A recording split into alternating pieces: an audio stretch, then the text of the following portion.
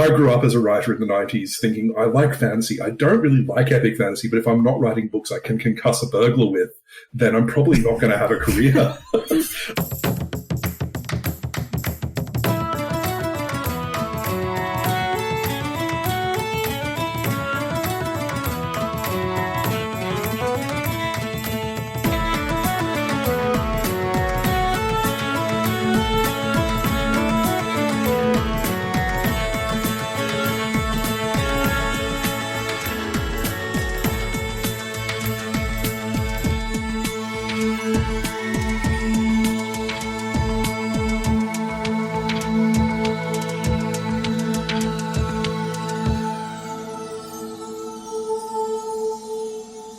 Hi, I'm Liz Flux. I'm Ben McKenzie. Welcome to Prat Chat, the monthly Terry Pratchett Book Club podcast. Each month, we discuss one of Terry Pratchett's books or short stories with a special guest. This month, we're getting stuck into some of Pratchett's non-fiction for the first time ever with a slip of the keyboard. Or from the essays that we're going to present to you, you could be forgiven for thinking it's Kevin's book of Neil Gaiman's fantasy. You could. And our guest is not Neil Gaiman, just to be clear, but it is author, publisher, and role player, Peter M. Ball. Welcome, Peter. Oh, thanks for having me. It's lovely to have you here. Yeah, such a delight. When we started talking about doing nonfiction, you were one of the first people who came to mind. And then as I was thinking in the back of my head, we want to do nonfiction, we should get somebody. You happened to post on Facebook something that day about Terry Pratchett. I'm like, yes, Peter, that's who I was thinking of. Always post. Probably one of the only times in the last 5 or 6 years I've posted about Terry Pratchett. Yeah, always yes, post. It was very, very well timed. Very serendipitous. You were referring to him as someone who clearly knows his work very well. So you've been reading him for a long time. Oh, yeah. I started with Terry Pratchett probably in 1993. 1994. It all blurs together a bit, but I very distinctly remember my mother coming back from the shops with 2 of the Corgi editions of The Light Fantastic and The Colour of Magic. I'm pretty sure acquired from a discount rack. I'm just kind of going, you like fantasy here? And that was just the end of it. It was just kind of like, oh, this is brilliant. This is all the things I love about fantasy, but it's funny. So yeah, that became the start of a very, very long relationship with Pratchett's work. And you, as well as being a writer yourself, you also have done a lot of work on behalf of writers and teaching writers and sort of furthering the understanding, not just of writing in general, but of genre writing in particular.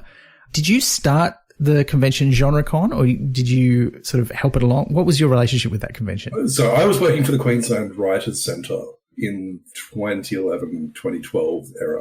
GenreCon wasn't my idea, was the then CEO at the time, Kate Eltham, but Kate left the role as CEO very quickly afterwards, so it just kind of became my baby to develop a convention that was all about nurturing the next generation of genre writers and really providing a space where writers could gather and talk about the kinds of conversations that you don't often get in an introductory class. So they could come and talk about industry and technique and, how the internet is affecting everyone's engagement with the business, and it kind of took off and ran from there. So I did that for about 5 conventions and have done a bunch of other writing-related events around that.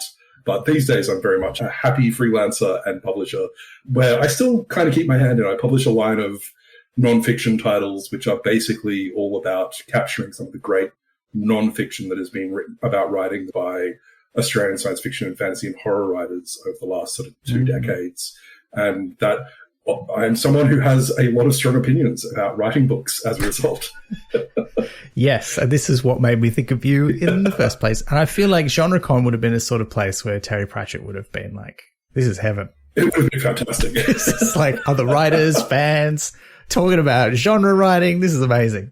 Well, I think he either would have loved it or would have hated it, because he came out of science fiction fandom. And science fiction fandom is a very, very particular thing. And for lots of science fiction writers, our professional development is very tied up in that fan space. So when they came to GenreCon, it was just kind of like, but there's no fans here. I can learn things at the sessions instead of having to go to the bar and overhear more established writers talking about this stuff. I think he would have dug that. I mean, as we're going to delve into with these nonfiction pieces, I mean, he's a writer's writer. Like, he got deep definitely into it. He wasn't one of those authors, who wrote some books but didn't really otherwise engage with that industry apart from, can you publish my book? He's like, no, I'm going to write advice. I'm going to be on the board of like the guild. I'm going to do all kinds of stuff. Definitely there to give back to his community. He got right into it. Oh, yeah. Pun intended. Yeah. It wasn't intended, Liz, but I'm glad that you think that I might have been that clever. Before we get too much further and we start discussing these, I should mention what the pieces are that we're reading, because A Slip of the Keyboard is one of two, although there will be a third one now, very similarly titled books. Just today, in fact, we got the news that there will be a new volume of Terry Pratchett's previously uncollected writings that were written under a pseudonym in the 70s and 80s called A Stroke of the Pen. So now there's 3 books that will have very similar titles, so you can confuse. Break my brain. Yeah, it's not A Stroke of the Pen. It's not A Blink of the Screen. This is A Slip of the Keyboard, the non-fiction anthology. And specifically, we're talking about some pieces that are all in the same first section called A Scribbling Intruder, which is largely about writing, but not just about writing. And the pieces we're going to talk about are Kevin's and Weird Ideas, which are both written for the same publication 6 years apart, interestingly enough, but they're sort of about dealing with fans. Then we're going to talk about Notes from a Successful Fantasy Author, Keep It Real, and Let There Be Dragons, which are kind of about fantasy as a genre, but from kind of either end. Like, one's about writing it, one's about reading it, which I thought was really interesting. And then we're also going to talk about, because we're all big fans here, the 2 Neil Gaiman things in the book, one of which is Neil Gaiman's foreword. But before that, we'll talk about what Terry wrote about Neil, which is a piece he wrote for a convention called Neil Gaiman, Amazing Master Conjurer. So that's what we're going to be talking about. And look, normally when we do short pieces, we do read the kind of introduction. I don't know that we're going to do that, because I feel like reading the non-fiction introduction to a non-fiction piece feels like some sort of Ouroboros road that I don't want to go down unless, in Should case we do like a micro-fiction about each non-fiction? Is that like how we should... Is such a thing possible? Yeah, he should have written like a drabble about each non-fiction piece. That would have been amazing. So for me, this was the first, I just want to say up front, for me, this was the first time reading some of these. Some of them I'd read in other places or like patched in here and there, but there's so much cross-pollination between these stories. Like, there's so many connections. Every so often you'd like see something from one of the other ones pop in, and I was just like that Leonardo DiCaprio meme, like pointing at the screen being like, oh, it's like seeing one of your favorite actors do a cameo, or like Better Call Saul being a whole new spin-off series. It's just, and then you see one of the Breaking Bad characters pop up. It was very much like that. So I just felt like I needed to put that up front. I think, yeah, there's a lot of things that I think he became famous for saying, particularly on the subject of writing and fantasy, that you see come up again and again in this book. And we know that as a writer, he also was a big one for reusing ideas. Like our last episode, we just discussed Rincemangle, the Gnome of Even More, which is an early short story that was pretty much entirely recycled into an actual novel. You see that a lot in his ideas with jokes, with his ideas, with his plots, and here with like things that he thinks about writing. But you see, it's not exactly the same. He iterates it. He gets better, gets more in depth. It was like seeing Kevin's pop up into somewhere else when he'd explained it in depth in another one. It's just kind of like this beautiful sort of like peak inside, like a bigger thing. Yeah. It's like the Terry Pratchett non-fiction universe. Extended universe. Yeah. Yeah, that's it. But let's start with this pair of writings about fans and dealing with fans. The first one is called Kevin's. This was written in 1993 for The Author, which, by the way, is the quarterly journal of the Society of Authors, which is the union for writers and illustrators in the UK, which Pratchett was pretty heavily involved in for a while. I find it very, very hard to separate these two pieces, because the thing that fascinates me about them is actually that they are just 6 years apart. And the difference in the world that he's, like the world that he's writing into is so pronounced inside of that 6 years. But they're also... In terms of what they are, they're very much Pratchett describing his experience of being an author. And it's one of the reasons why I love collections like A Slip of the Keyboard. When you're a writer, there tends to be this enormous pool of nonfiction aimed at you, but the things that you learn from them tend to be very, very repetitive. Like, you can pick up most books on writing and it will be, this is how you plot a story, and this is how you generate a character, and this is how you put a manuscript together and send it to a publisher. But increasingly these days, this is how you engage with the internet and, publish things yourselves if that's your thing. But with collections like this, and particularly things like The Author, which is a market aimed at writers, and particularly being the Society of Authors, often the entry requirements mean that you're talking to a different class of writers to beginners. So collections like this are enormously important for writers because they're your opportunity to get a glimpse of what it means to be a writer rather than a glimpse of how to write. And Pratchett is talking a lot about how he engages with fans, and particularly how he engages with fan mail. And that's not something you can ever really put into an introductory writing book because it's so far outside the experience of what a lot of writers are going to need. But within there, there's just kind of all this hidden information that you can slowly start to unpack. It's an interesting sort of part-way point, I think, between what his real life was like, which he very rarely spoke about. He's very private about his family and personal life. And the idea, as he refers to it in several places, he presents himself as an author, as in people point at you and go, that guy's an author.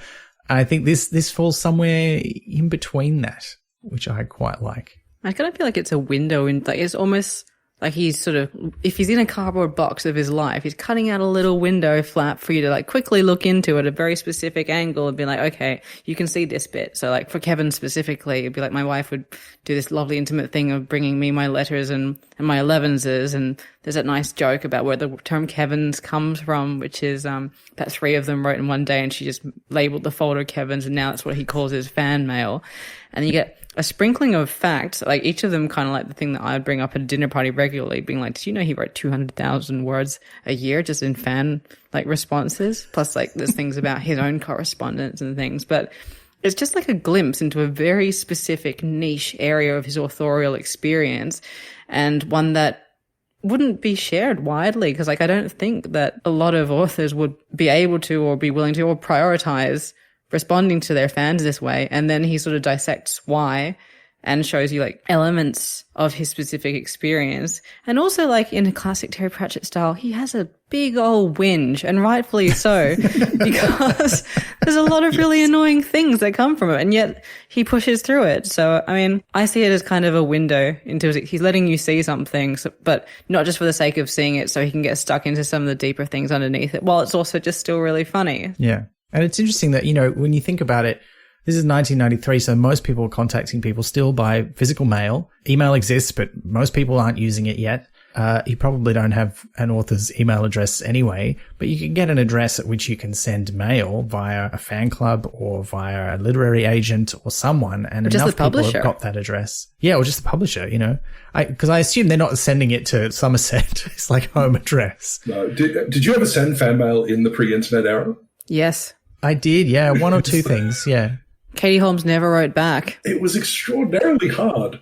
Yeah, well, it was even harder like in Australia because it was expensive to send stuff to, you know, the UK or America. And, you know, and I feel really bad that I wasn't a big enough fan of any Australian people to send them fan mail. I think the closest thing I did was write into the ABC about programs that they were airing. Got a letter on Backchat once. It's claim to fame. He's got that thing in there also about like an entire class writing, which I've heard like a few times since, like, 'cause sometimes teachers would be like, let's do this as an assignment. Everyone write to not the same author. They'd just be like, write to an author. And in hindsight, that must have just been like a hell of a volume of letters that authors get from people who don't really want to write to them as well, which just adds to it. I am a very, very small-time author compared to Pratchett. Compared to pretty much anyone, I'm a very, very small-time author. I focus on short fiction.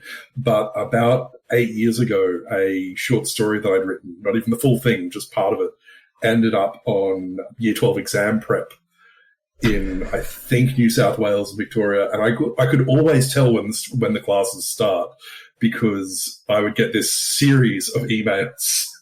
Could you tell us what this story is about, and, you know, what deeper meanings there are? And interestingly, like, one of the things I love about Kevin's is you can see Terry Pratchett developing the FAQ before the internet was a big thing.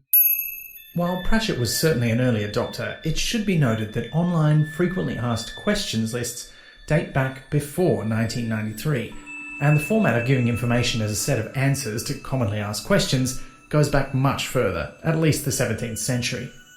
The term FAQ was developed for the space mailing list in the early 1980s by Eugene Meyer, a government liaison for NASA.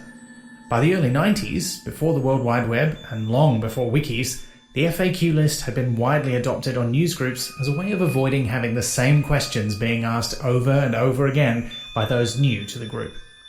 Old Fan Pratchett didn't have an FAQ as such, but its equivalent was the venerable and famous on this podcast annotated Pratchett file, which was first compiled in 1992 and maintained until version 9.0, released in 2006. It's still available at the Lspace web at lspace.org. Yeah, here are the questions I get asked all the time. This is a standardized thing. And it's essentially what I ended up doing. Like, because of books like this, it's just like, this is what happens. You send a letter that say, I'm not here to do your homework, but if you would like some advice, here is the FAQ that you can go, and it's got all the answers that you are probably looking for. And they're not really going to help you at all, because what English teachers look for are not what writers care about at all. But if you think it will help, go for it. In one of my day jobs, I work with kids in writing, as regular listeners will know. But that means I've looked up the websites of a lot of children's authors particularly, and every single one has an FAQ that has just exactly the same kind of things in it as Pratchett talks about in Kevin's. It's, it's a universal experience, it seems. Oh, it's just the joke of, like, where do you get your ideas from was it a warehouse in Croydon? And he's like, you only say that once, and it's only funny once. I'm like, I think it's funny more than once. But yeah. The thing is, every writer has made some variation of that joke. It seems to become this thing where there's this mythology in writing which says you can never talk about where your ideas come from. And I actually find it really quite strange, because it contributes an awful lot to this idea that the ideas are the really important bit. I think this is something Pratchett takes aim at elsewhere in the book. Whereas I think really you need to kind of be really quite open about the fact that, ideas come from strange places, and mostly it's not about the idea, it's about what you do after you get the idea and how you build it into a story. Yeah, my students still find that blows their mind. Particularly, I mean, these are students who are writing comedy particularly that I'm talking about. So, because the joke is like, I want to write a joke that no one's ever written before, they feel like that's really important. I'm like, you can't do that. Cannot write a joke that no one has ever written before. You can write a new version of a joke that no one has ever heard before, but there's too many jokes that have been done. It's not about the idea. It's about the execution. It's about what you do with it, how you make it real. Yeah. I've heard that's why Cocaine Bear isn't very good. Like, there's things that should be funny, but they're delivered terribly, so it just isn't good. No. Is that not the point of that film? No, I have not seen it, but it surely... The basic premise of, like, a bear has taken too much cocaine and goes on a killing spree the joke should just come, but apparently it's just very flat. So, like... Right. Yeah. So, like, delivery matters. It's not just idea. I can totally understand this. So one of the things that's really interesting is when Pratchett's talking about fantasy in one of the later pieces, he talks about the necessity of taking it seriously. You can do pretty much anything you want in fantasy so long as it is inherently taken seriously. And whenever I read that, I think of the Sharknado franchise. Because if you go back and watch Sharknado 1, which I do from time to time, it is very much a part of how I met my wife and we ended up getting married. But if you go back and watch Sharknado 1, it is very, very internally consistent. No one treats the Sharknado like it's a joke. Sharks are falling from the sky and it is terrifying for them. We think it's funny as hell, but because all the actors are playing it straight, and when characters die, it is treated as a serious and mournful thing. And the film uses that to get completely absurd. Like, it is characters flying through the air and diving through shark mouths with chainsaws. But that absurdity works. But you fast forward to, Sharknado 3, which has this problem where a character dies and someone makes a Star Wars reference. And as soon as you've done that, you've lost the audience. You've given away the fantasy, because now it's not, we're laughing at how seriously that we're taking this. The world's no longer internally consistent. You're just going, oh, isn't it funny? And as soon as you go, oh, isn't it funny? It's just like, oh, it's not fun anymore. No, it's not. Yeah. So I can totally see Cocaine Bear having a similar sort of issue of just kind of like, it's a bear with cocaine. Isn't it great? And you're just kind of, no, I just want to see the bear with cocaine kill a lot of people. Yeah. Yeah. I do like that, as well as explaining why they're called Gaimans.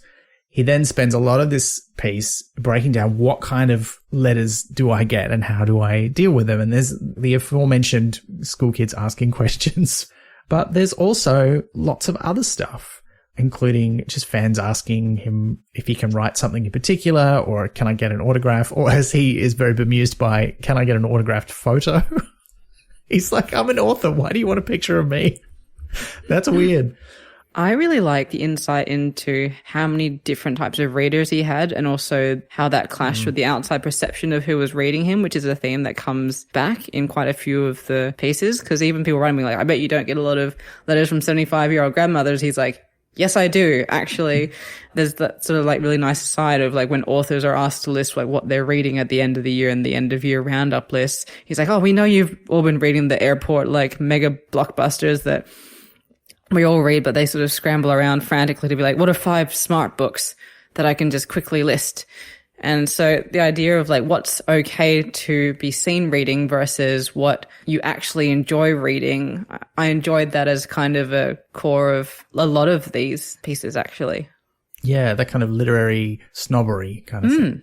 Yeah. It's also really interesting given how much both Kevin's and Weird Ideas talks about this idea of ownership of an author, and particularly for writers who have come out of that fan space, where there are, like when I first discovered Pratchett as a teenager on the Gold Coast in the 90s, I had no idea there was such a thing as organized fandom. It was, 2007 before I realized that there was a distinction between the capital F fan, who is someone who goes to conventions and does these things, and the lowercase fan that is just kind of like, I just read the books and really, really like them. The Gold Coast at the time was very much a monoculture. Finding other people like Terry Pratchett was, something to be treasured and very, very rare.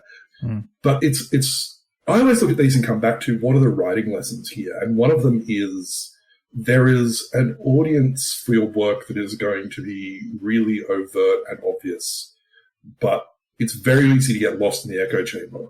One of the things I did notice when I did start engaging with big capital F fandom around 2007, 2008, that the people who are incredibly passionate and, there is kind of a taste-making aspect of what they do, where the works that have popularity in that space do tend to get a wider readership, but they're not the entire readership of any kind of author. If you are an author and you're only really selling into this kind of very select identity of fandom, then you're working on numbers that most publishers will kind of look at and go, yeah, but we kind of want to find other people that are going to read this, We just want to keep going a little bit of a larger audience, because it's all going to come down to numbers in the end. So it's a really quite comforting thing, because you kind of like the audience that you think you have is always larger than you assume. Yeah. Do you think when Pratchett started, like fantasy wasn't brand new, but it was at a time when fantasy was kind of starting to take off a bit, like particularly in like the 70s, and like the impact of Tolkien was undeniable from the 50s.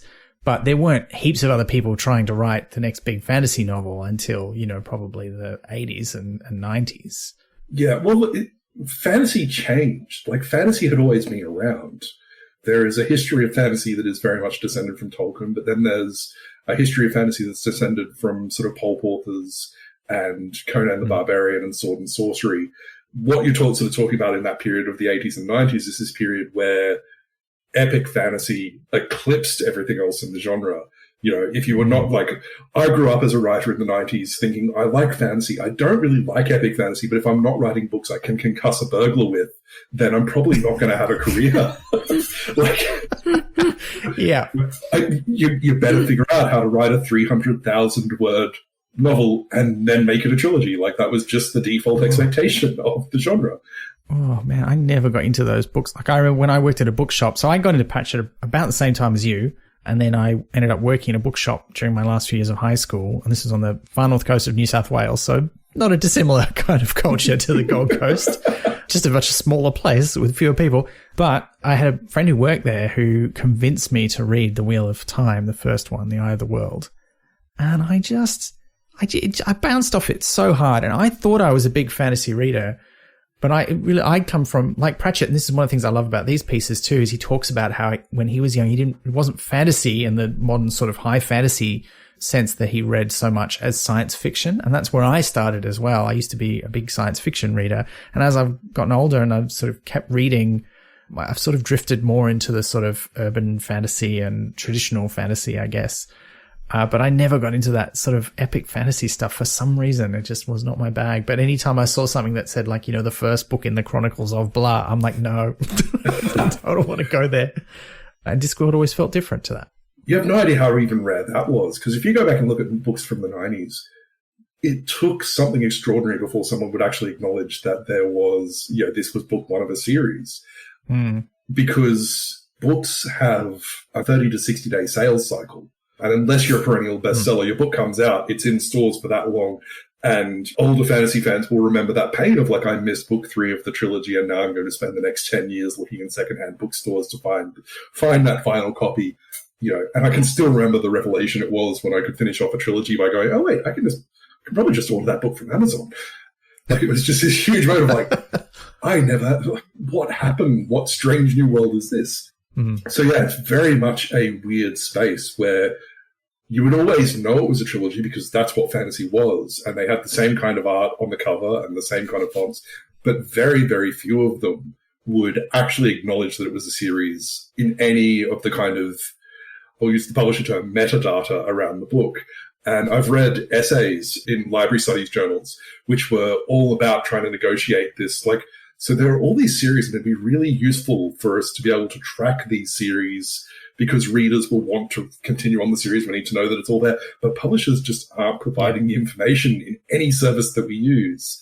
And that kind of was the status quo until the internet came along and changed everything. Yeah, which I feel is a great segue into, Weird Ideas, which is published, 6 years later in 1999. Huge change in how people communicate with Terry Pratchett. He still gets mail, still does get physical mail, but now he also gets emails and he's on the internet actually posting on Alt Fan Pratchett. And my time on that news group just a little bit overlaps with when he was still there. I got into news groups in about 96, I think 96, 97. So it was just before he left, basically. And every now, and I don't think I was ever part of a thread that he commented on, but every now and then I'd go on there and I'd see that he had posted something. And I was like, whoa, it's Terry Pratchett. I'm going to read what he said. Because also, I was looking at it in daytime hours in Australia and he was looking at it in daytime hours in the UK. So we never met that way. But yeah, this is a very different tone because Kevin's is all, these are the kinds of stupid questions that people ask me, like, how do you get published? And can you fix Granny Weatherwax's grammar?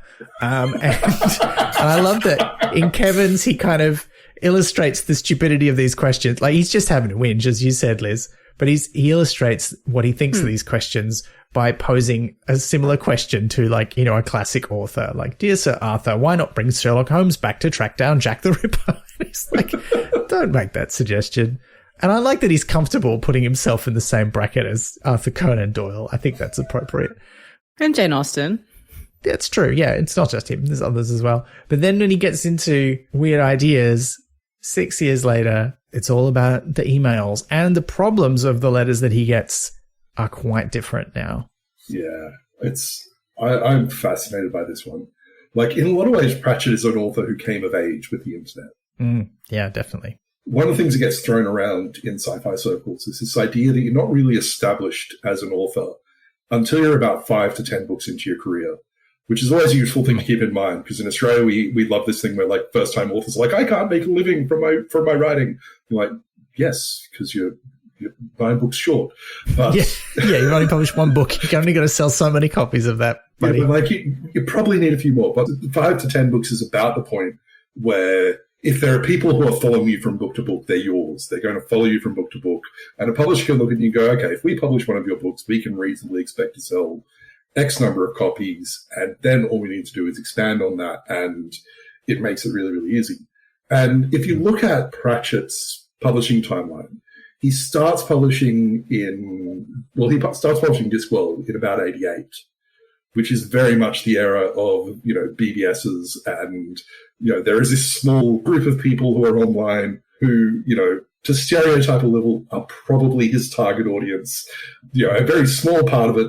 But as he starts hitting 5 books and 10 books, you're hitting that point right as the World Wide Web really lands and people are starting to ask what we can do with this. So one of the things that has always impressed me about Pratchett is he's one of sort of about 3 or 4 authors that I tend to look for to figure out how do you engage with fans.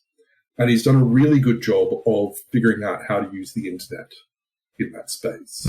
He's active in his news groups, had websites, did all these kinds of things, had his email in public, which is something that is still enormously contentious in writing spaces. Although as someone who has run a convention or 2 in my time, I love authors that put their contact details on their website. It makes life so much easier. Every now and then you kind of have conversations with people like, I'm not getting invited to conventions and invited to do this writer stuff. And I'm like, is it easy to contact you?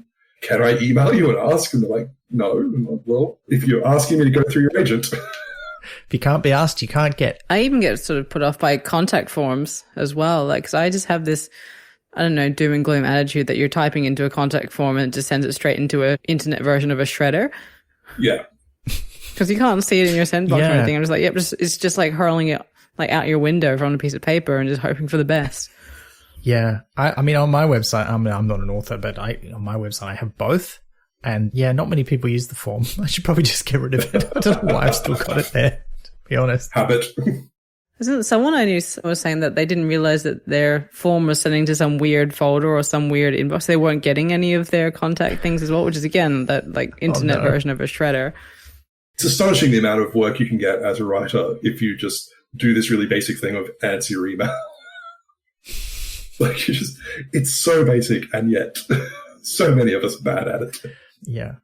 When I first read this piece, because you talk about how you really knew how to handle fans, and I think that's true, but also reading Weird Ideas, it starts off with like the most broad parody of like internet leet speak you could possibly think of and what people on the internet are like.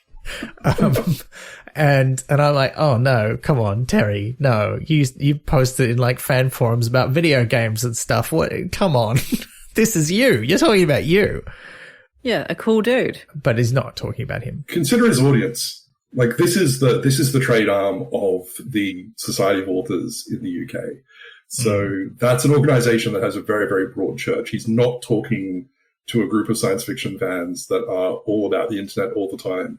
He is talking to, this broad spectrum that's going to include, for better or worse, a very large number of people who are very, very down on the idea of the internet and really do think that everyone on the internet is, speaking in emoji and refusing to actually engage with the English language. So there are some points in here where I think you do have to consider the context. Like he is writing for a group of authors, and authors, particularly established authors, tend to be older, tend to be conservative about the English language, conservative about technology and the English language. And you can still see it today, like even when they're all online. This suspicion of technology is kind of one of the hallmarks of being a literary author in this day and age. Like Jonathan Franzen, who is famously not on the internet, is kind of routinely hailed as one of our last great literary writers. So, that's the author that this is for. It's like, come on, Franzen, it's fine. Yeah.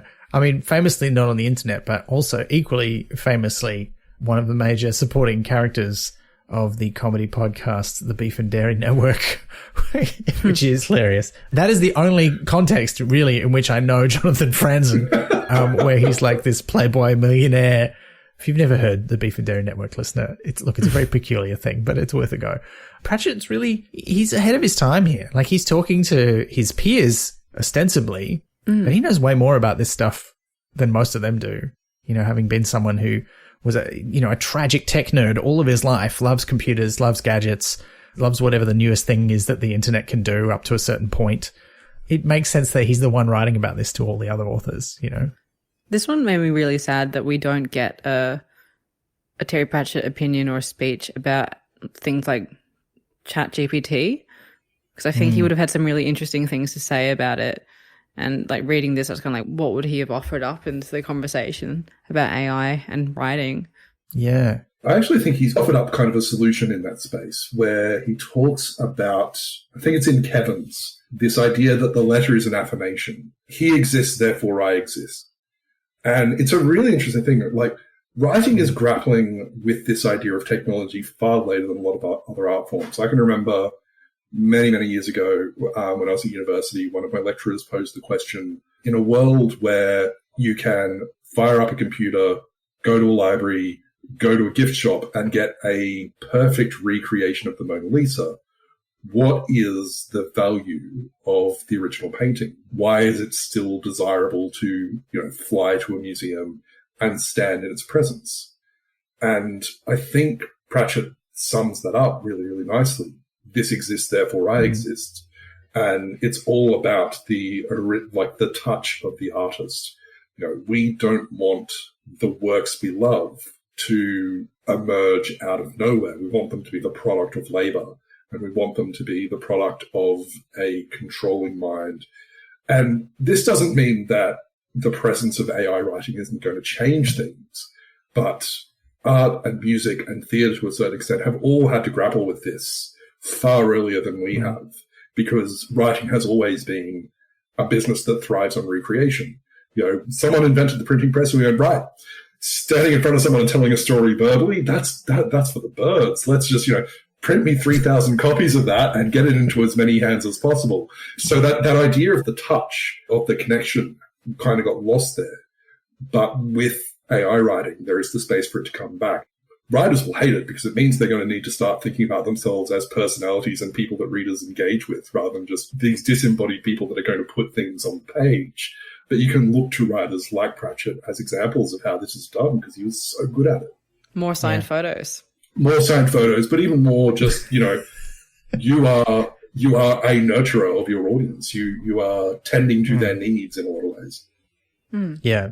Yeah, the product is no longer just the story. It's the story that you're reading, but it's also the story of the person who created it and, what their personality is like. We can get on to Neil Gaiman a bit later, is another great example of someone who's probably a fairly early adopter of that. He was out there at conventions. He was enmeshed in the scene. He had a style and a look, and he talked about his craft and he talked to people and he loved meeting, and he got out there. And so, if you were a fan of his work, you kind of became a fan of him as a person as well, in a similar way, I think, to the way people feel about Terry Pratchett.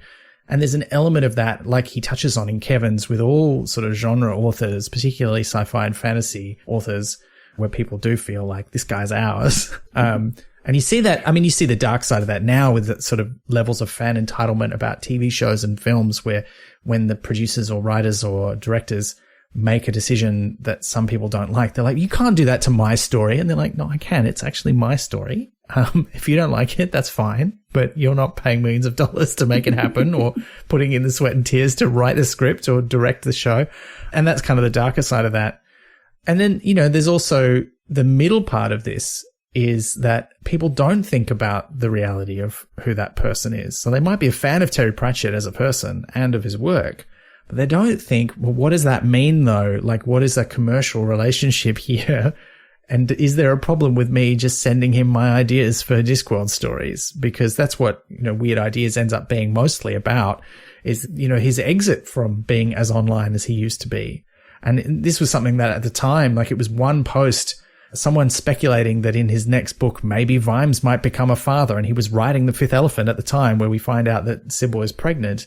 And he's like, look, this is a pretty obvious thing for someone to come up with as an idea. It makes sense from the things that I've written before, but, I can't be here for this because someone eventually will go, you stole my idea.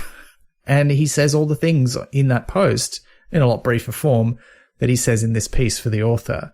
But in that case, he's saying it to his audience of fans and explaining, like, this is not, and he's quite polite about it. He's direct but polite.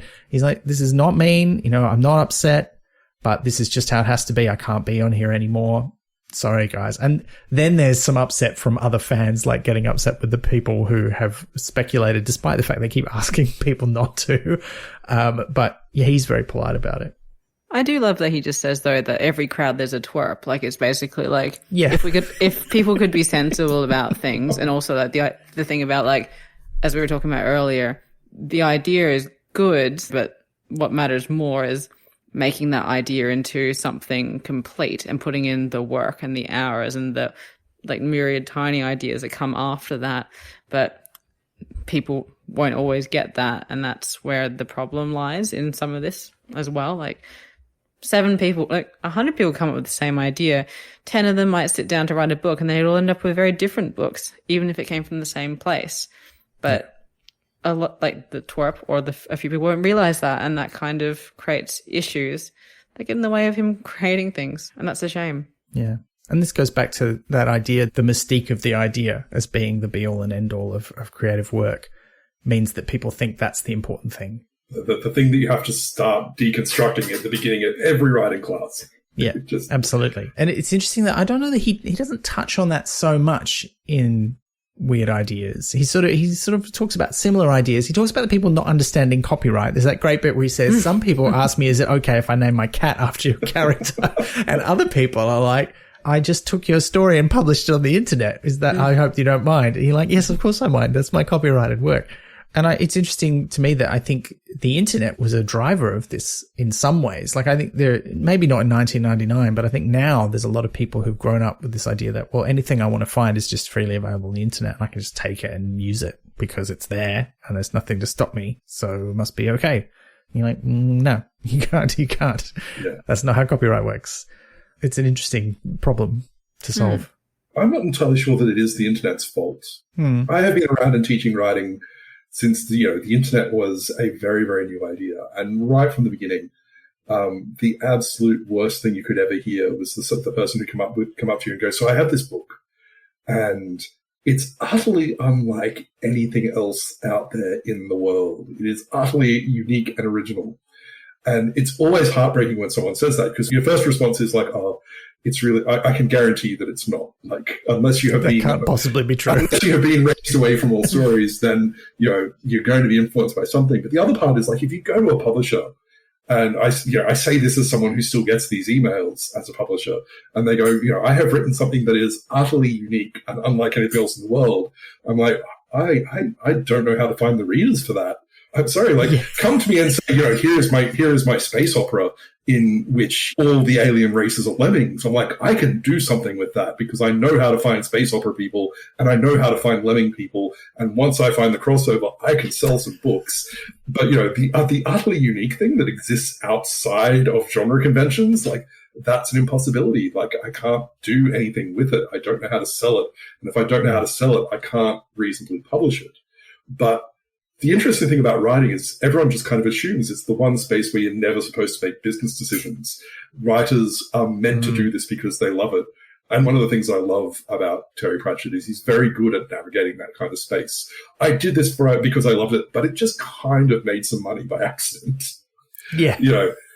I exist in a capitalist world where monetary worth tells me how successful I've been and what the quality of my work is, but I can't possibly acknowledge it. And it's a really delicate line to navigate. Yeah. I mean, he's quite upfront about that. I mean, when you look in his biography, there's stories about this. Like, the reason he kept writing Discworld books is that he realized that when you write books that are set in the same world and they're effectively a series, when you publish a new one, that also drives sales of all the old ones. So you publish one book and you sell 5. It's like, it's a money-making machine. That's what I should do. And that was very much a part of his decision to do that. And of course it is, like, if you want to keep doing the thing, it's got to be sustainable. It's got to be successful. And here we are 20 years later, and every independent author is doing exactly that as their business model. Yeah. I mean, you go back to history, and it wasn't that different. Like for someone like Jules Verne or Victor Hugo or, those writers of that era, or even, Conan Doyle, they were either writing short stories that they could get published every month. So that it was a guaranteed paycheck for them because the Strand wanted the next Sherlock Holmes story, right? Or they were serializing something and they strung that book out for as long as they could because that meant they got paid every month for the next part of the Count of Monte Cristo to come out. That's why it's 17,000 pages long, because the longer it was, the more you could get paid for it. My favorite one is Alexander, is it Dumas or Dumas? Who did the Three Musketeers? I think it's Dumas. Yeah. I think it's dumbass. Oh, sorry. How dare you? He was paid by the line rather than by the word, which is why there is so much dialogue in the stories, and why so much of it is, would you like a cup of tea? What? Tea? Would you like some? And he's like, oh, you are a mad genius, and I love you. Wow. I love him so much. I do. I mean, mostly for Monte Cristo. The Three Musketeers are jerks, but that does mean that they spend a lot of time acting like jerks, which means they do have a lot of short dialogue, which now I understand better why that is the case. Oh, yeah. Wow. It's so good. You know, the thing that he also articulates in this is that it's not just that people will say these things, give ideas out, and then, you know, maybe it's something he was thinking of doing, but that, you know, he's got quite a, I don't want to say pessimistic, but I guess realistic idea of the world, because he says things like, and if you think no one would say this, then you haven't met people. And if you think that's not a problem, or that newspapers wouldn't publish a story about that, then you haven't met any journalists. It's like, yeah, okay, you know how the world works, and sometimes it's not that shiny, but and he knows how a newspaper works. Oh yeah, absolutely. He's on the inside of that one for sure. Was he a journalist, or like, I know he did? He was a journalist. Yeah. So he did several jobs at newspapers. So he wrote short fiction. He was not a copy editor. He was a... He's not a sub-editor, because he had a bit of a scathing line about sub-editors in his book. It's they're the ones who mess about with your work and make it worse, which is, I do not think is true, but he, it was a fun line to read in his biography. Yeah. The ones who mess up all your copy and put it in the paper. But yeah. Yeah, but he did a few different jobs, but he was definitely a journalist, as well as working in other jobs. Like he worked in PR for the electricity board, as well. So yes. Yeah, I did enjoy, like, because he has a lot of pointed things to say about newspapers scattered throughout as well. He's like, oh yeah, this person said that, but he's a Sunday Times man, so of course he did. Or the literary editor only publishes this many like children's books, and they carefully put a teddy bear on there to show like it's a fun, serious thing. Like just a lot of little tiny like drive-bys. Yeah. One thing that I do think is worth touching on in regards to his ideas about fanfic is, again, this was written in 1999. And in 1999, the space in which fanfic existed is very, very different to the way in which it does in 2023. Like, 1999 fanfic has just stopped being this thing that existed in fanzines because people have figured out they can share it on the World Wide Web.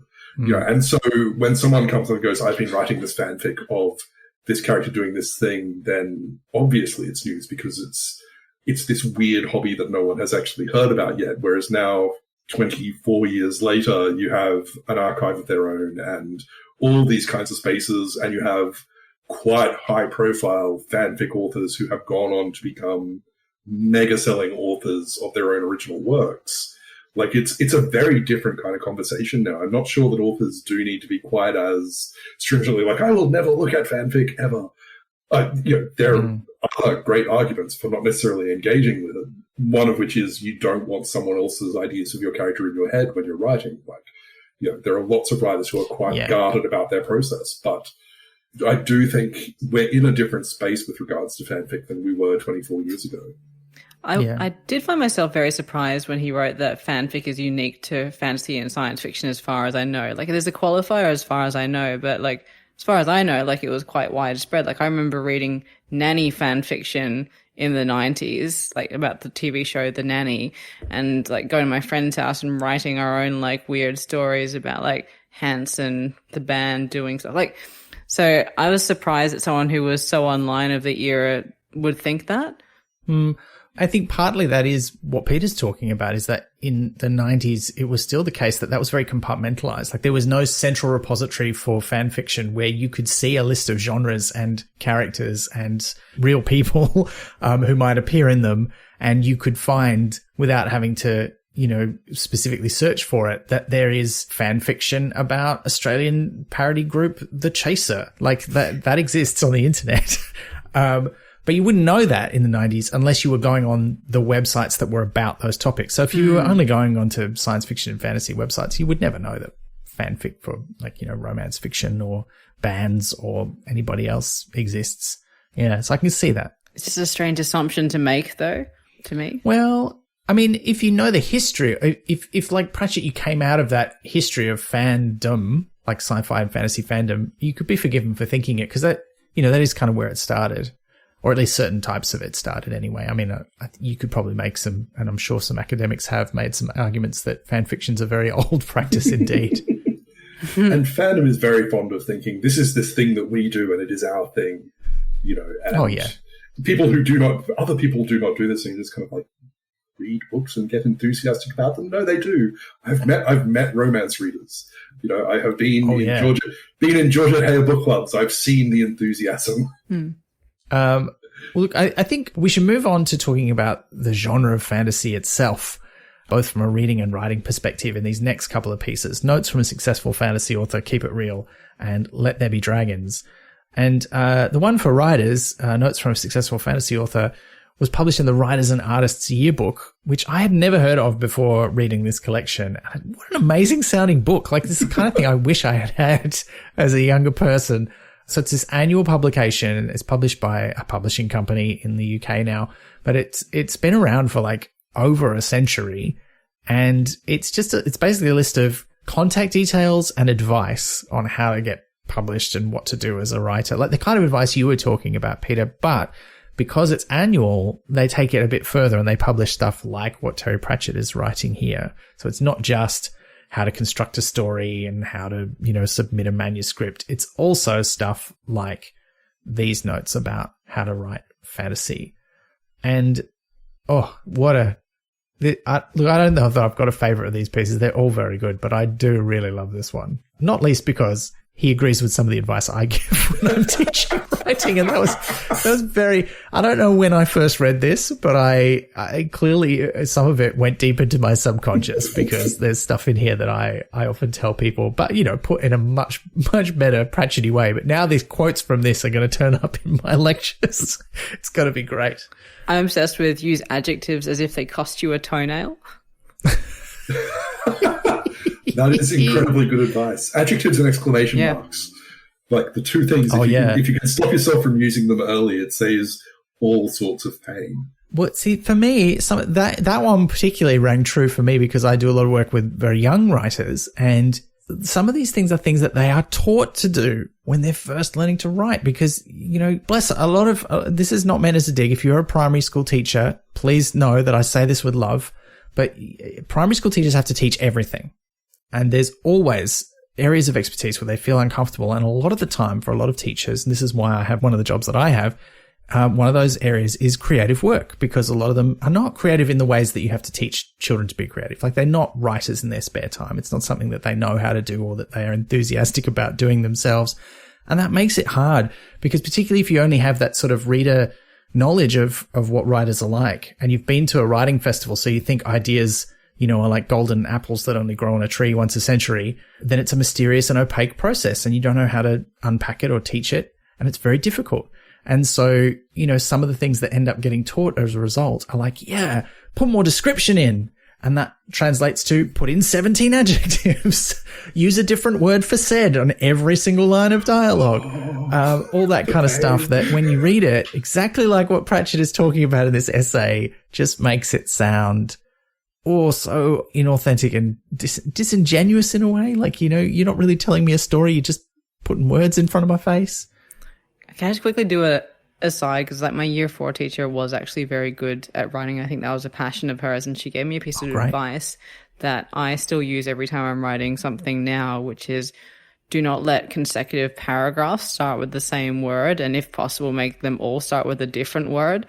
And so many times I find myself starting with the same word and then going back through and changing it. And that's been solid advice.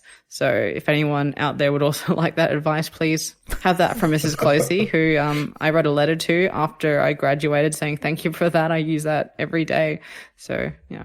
Aw, that is good advice. I do like that one. I should say not all the advice you get in primary school for writing is bad, but I think a lot of it is. We learn habits then that are quite hard to unlearn if you are trying to be a professional writer and get better at the craft.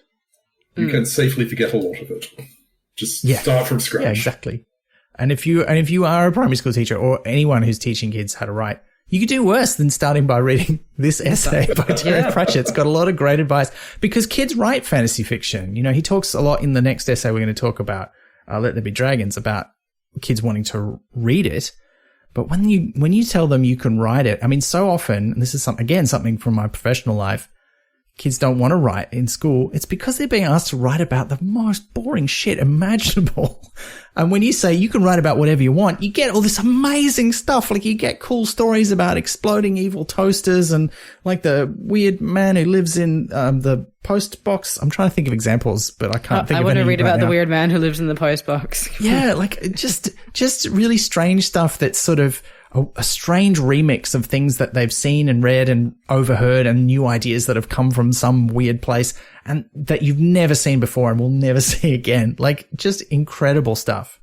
And it's the same for reading and writing. Like, you know, if you let your imagination loose, that's where you have the most fun, you know? Yeah, I do like the thing in here about internal logic that we talked about earlier, like in the context of Sharknado, because it is really important to have stakes with vampire stories and also in most stories. Yes. Yes, absolutely. Absolutely. Peter, this might be one you can answer. Is EFP, so this is a term that Pratchett uses in this essay, which is short for Extruded Fantasy Product, which is a short and highly derogatory phrase referring to anything that is clearly just, I read Lord of the Rings once and now I've written a fantasy book and it's cool because it's just like Lord of the Rings. Did he originate that? Where does that term come from? It feels like an old school fandom term to me, but I hadn't heard it before. I don't entirely know. I have a sneaking suspicion it may come from the Turkey City Lexicon, which is a collection of terms put together by a science fiction and fantasy writing group back in the days when science fiction and fantasy writing groups and fandom were very closely enmeshed. Where they would create a shorthand for terms and things that people did in science fiction stories. So you could go, it's kind of this kind of thing. I won't swear that it's from there, but it has the vibe. The Turkey City Lexicon is named after the Turkey City Workshop in Austin, Texas, itself modeled after the Milford system of a workshop in Milford, Pennsylvania, in which all participants bring a sci-fi or fantasy story to be read and critiqued by everyone in the group. Extruded Fantasy Product doesn't appear in the lexicon, but it does include some useful phrases like Roget's disease, the ludicrous overuse of far-fetched adjectives piled into a festering, fungal, tenebrous, troglodytic, icarus, leprous, synonymic heap. Hand-waving, a now widespread term meaning to distract the reader from a logical flaw or plot hole, and the squid on the mantelpiece, which describes how some fantastic plot devices, like a giant squid, are too big to be left on the mantelpiece, Chekhov style. See the episode notes for a link to the full lexicon. Yeah, okay. Nor I swear that this is, that definitely sounds like a Pratchettism, because one of the things I love about Pratchett, and this is a bit of a digression, but have you ever watched the Neil Gaiman masterclass on writing? No, I definitely want to, but I have not seen it yet. It's fantastic, but one of my favorite bits of it is he's talking about writing humor and writing good omens with Pratchett. And one of the things that Pratchett did is come up with terms for things that they didn't have terms for. So he would have, and he would be like, okay, so what this book needs is a figgin, which is a joke where it's like, we're going to cut his figgin and you can play it again and again and again. And as the book progresses, it will come to an end point and you will reveal that it's really a cake. Or this joke is going to be a sherbet lemon, which is from a scene in Good Omens where the protagonist, Adam, is going to sleep and is eating a sherbet lemon and thinking about nuclear reactors.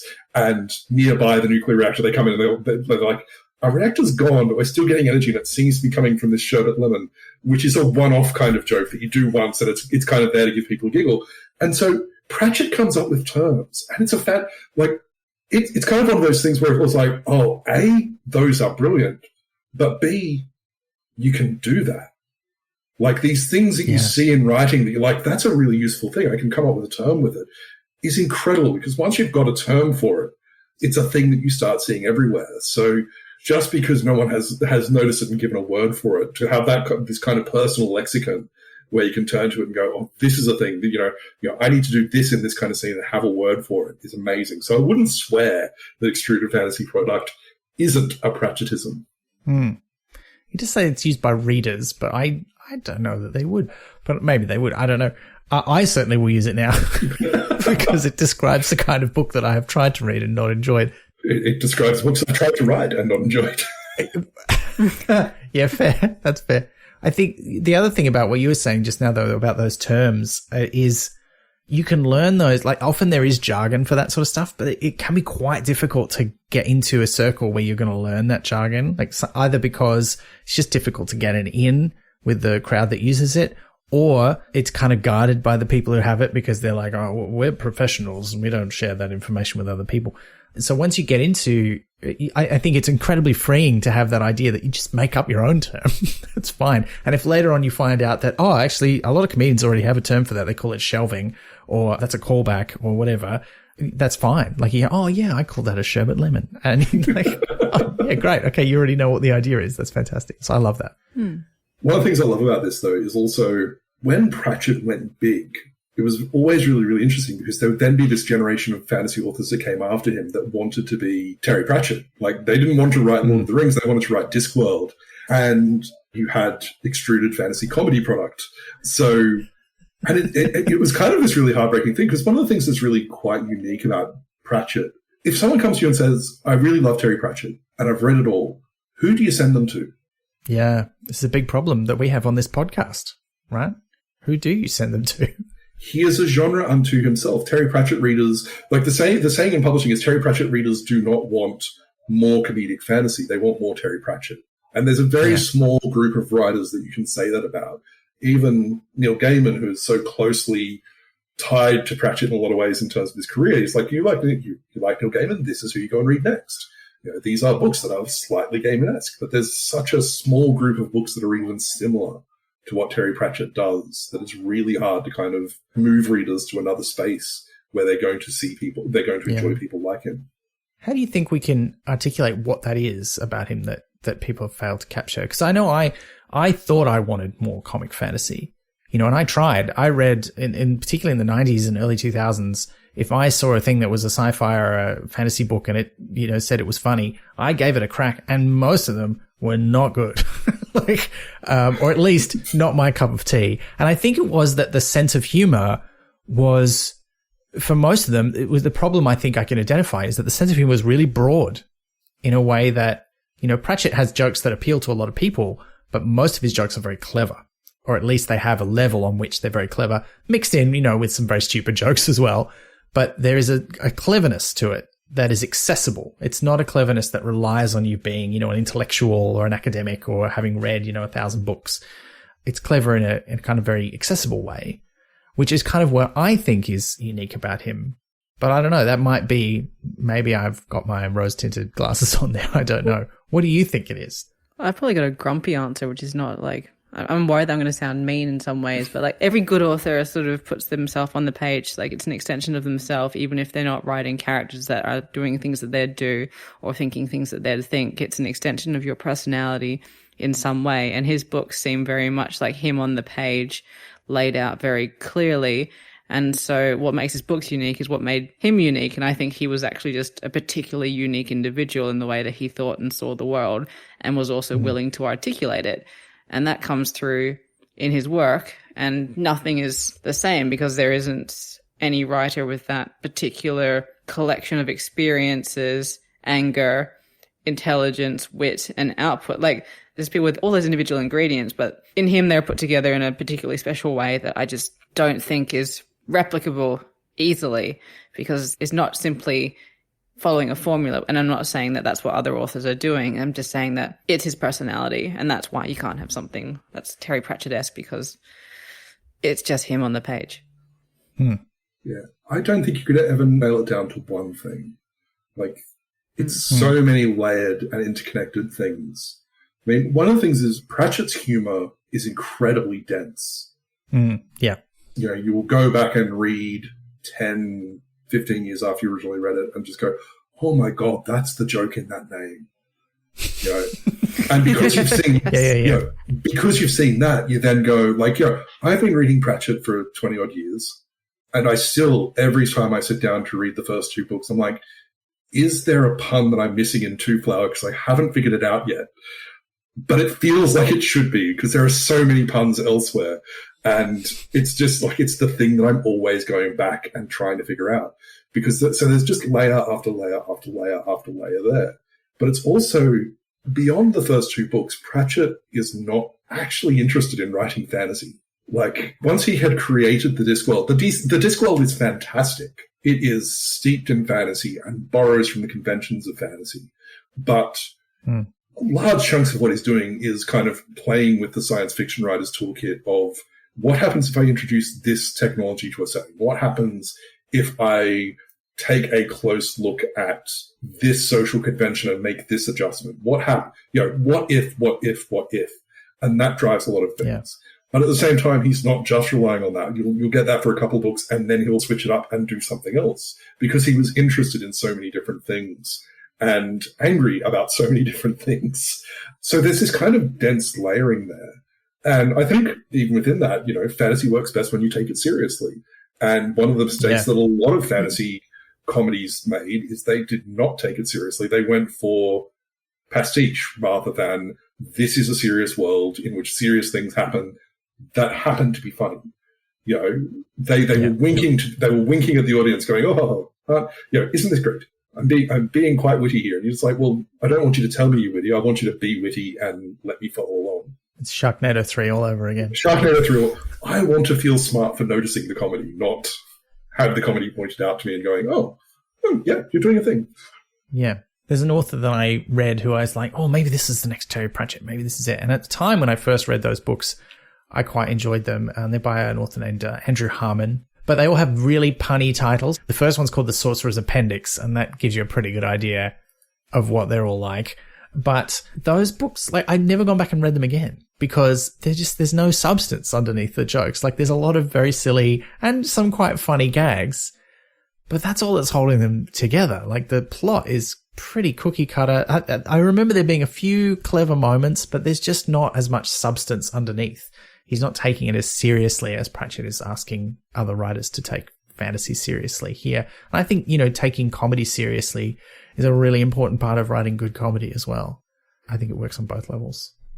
Some of the specific advice I just want to call out in this, because there's some great stuff in here, because you can boil it down to just sort of a handful of things, because this is a fairly short piece, and we'll get on to the longer one about reading fantasy in a second, but use regular language. He specifically says, don't say thee and thou, that makes it impenetrable and sound ridiculous.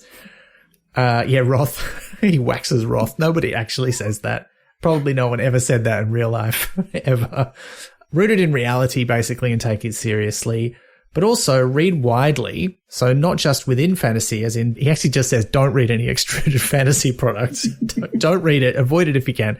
But read other kinds of fantasy and read other stuff that's not fantasy, which is, I think, just good advice for creative work in general. Don't have one niche of creative work be your inspiration.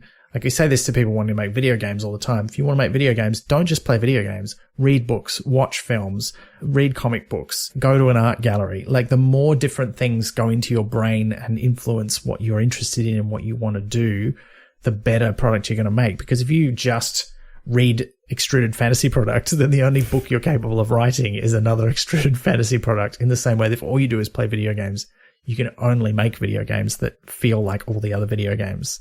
And so there's that. And then I guess the other thing, the line that I really liked that I think was so good is, fantasy does not absolve you from all the basic responsibilities of a writer.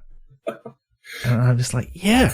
Just because there's dragons and swords and magic and stuff doesn't mean you can get away with not having characters that actually have motivations and depths and emotions and relationships, And you see this in the EFP books where the protagonist is always, oh, my parents were killed at a young age, I'm a lone wolf. And you're yes, that means you're a blank slate who's a dick and you don't have any connections to any other people or any empathy or emotions, and you're the worst.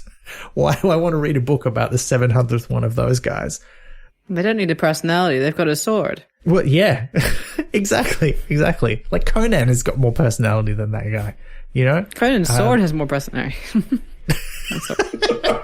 Yeah, in an essay that's so full of good bits of advice. I particularly like that one. Oh, and the line, apply logic in places where it wasn't intended to exist, which I think if there's any line that sort of sums up a strong part of what makes Pratchett books, that is one of them, particularly for Discworld. But yeah, I thought that was brilliant. Genius. The reading outside the genre one I think is really interesting, because if you look at the breadth of the Discworld, so much of that is only really feasible because he reads outside his genre. Like, the Guard series is very much like Terry Pratchett going, so how do I do a police procedural in the Discworld, and doing all the police procedural kind of things while still being fantasy and still doing, like, he very quickly moved away from that quest structure, which kind of guides that kind of Tolkien-esque fantasy. But I should stress, like, there is great Tolkien-esque fantasy that came after Tolkien. This idea that all the stories that are big epic quest stories are terrible is not necessarily true. There are great epic stories out there, but really the question he's asking is, what are you bringing to these kinds of familiar structures and these kinds of familiar genres or subgenres that is going to make them feel fresh and new? And part of the way you do that as a writer is by reading broadly and finding those kind of other structures and other approaches to story that you can gradually file off the serial numbers and restructure them into the genre that you love. Yeah, absolutely. Now, that piece is pretty short, Notes from a Successful Fantasy Author, and I guess that kind of makes sense that it's shorter than the next one, Let There Be Dragons, because there are a lot more readers than there are writers. Or so we hope. Otherwise, as an industry, writing is in real trouble. But and also, dragons are presumably, like most dragons, not swamp dragons, are bigger than most authors. That's true. One would hope. One would hope. This is Let There Be Dragons from the bookseller. I found this quite interesting. This is a piece about reading fantasy, but it's aimed at book industry people, because this was a speech given at a Booksellers Association conference, and it was published in their trade magazine, The Bookseller, in 1993. I just want to add something quickly there, because it says it was read at their annual dinner in Torquay in 1993, and I think it adds a little something if you imagine this happening in the dining room of Fawlty Towers. Oh dear. Yep. Don't mention the dragons or such nonsense. Yes. Because that's my main reference point for Torquay, so I couldn't help but imagine that while reading it. Yes. I remember there's a Torquay in Victoria. It's not, I don't think, much like Torquay in wherever Torquay is. Is it in Spain? I want to say Spain. It's in England, isn't it? Is it in England? It's just like, okay. It's like Cornwall or something, yeah. Right. I never had that context. It's not like a fantasy book. There's no map at the start of an episode of Fawlty Towers explaining where it is. Well, maybe in the rebooted one there will be. Oh no! Look, I think we'll get back. We might have cause to bring that up again in a moment, because some of the stuff in this maybe touches on some of the same issues that John Cleese likes to worry himself with these days. But this is basically, if you wanted to nutshell this piece, it's a defense not just of fantasy as a genre, but more specifically of fantasy as a genre, that it is appropriate and excellent for children to read, which I think all three of us here, and probably you, listener, would totally agree with. I feel like there's very few people listening to this podcast who are like, fantasy? No, I can't read that. That would be weird. You've made a weird choice if that's the case to listen to Pratchett. But yeah, and he starts off by talking about the first book he read by choice, which was Wind in the Willows. I mean, when I say he read it by choice, he didn't like go to a bookshelf and pick it out himself. He was handed it, but he read it because he was like, oh, this sounds like it might be good. And then he reread it many times. And when I say that we might have cause to touch on what John Cleese worries himself with, he is now, sort of an anti-woke, free speech warrior sort of person on occasion, which is unfortunate for those of us who otherwise quite liked him and looked up to him. But there is a passage that I just want to touch on here before we move on, because it's quite early on in the piece where he talks about, and I know he's being quite tongue-in-cheek. I want to unpack this a little bit, but he says, I know now, of course, that The Wind in the Willows is totally the wrong kind of book for children. There's only one female character and she's a washerwoman. No attempt is made to explain the social conditioning and lack of proper housing that makes stoats and weasels act the way they do, etc., etc. It's important, I think, if you're reading this in the year 2023 and you don't have any context for 1993, 30 years ago, people's attitude to what would then have been called political correctness, it sounds similar to what people say about, being woke these days. But there was an angle of political correctness that was, you just can't say the wrong words, rather than we need to not do harm. And I think that's been the evolution in that sort of train of thought, Whereas now nobody seriously says you can't have this book because it has this word in it. Although having said that, there's the recent Roald Dahl controversy. I was like, quite famously, there are people who say you cannot have that word. True. But that's not, you can't have those words. That is commercial stakeholders protecting their assets. The Roald Dahl estate got sold to Netflix. Netflix is sitting there going, like, we don't want these books sort of floating around with these terms in there if we're about to monetize them and turn them into an endless stream of TV series and streaming products. Like, there is a commercial decision being made there. It's not an ethical decision. No. In case you don't know what we're talking about, on the 19th of February 2023, Puffin and the Roald Dahl Story Company, which was bought by Netflix in 2020 and holds the rights to all of Dahl's works, announced they would be publishing new, revised editions of many of Dahl's books.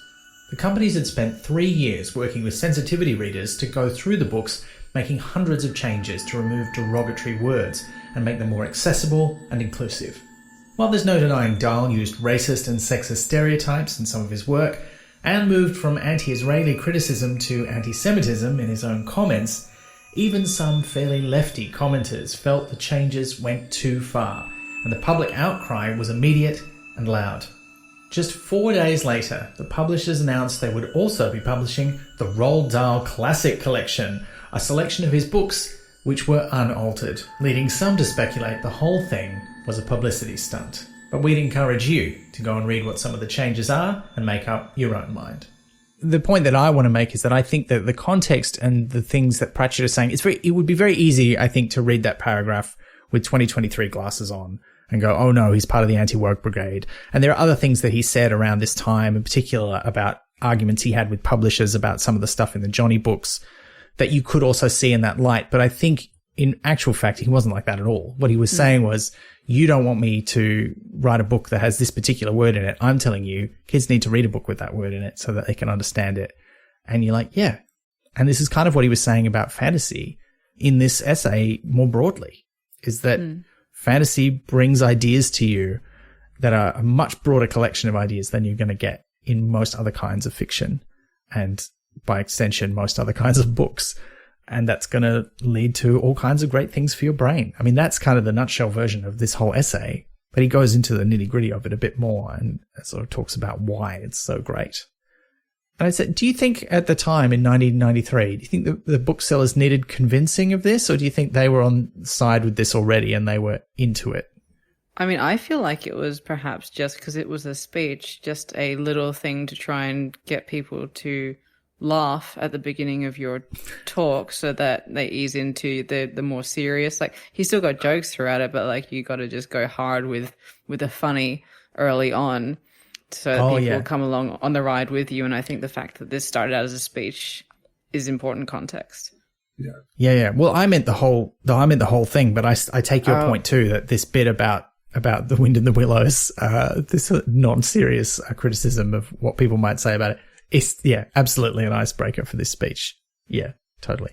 I think you do still have this conversation because we still live in a world in which there are people who rule lines between literature and popular. We don't see it about fantasy quite as much, but...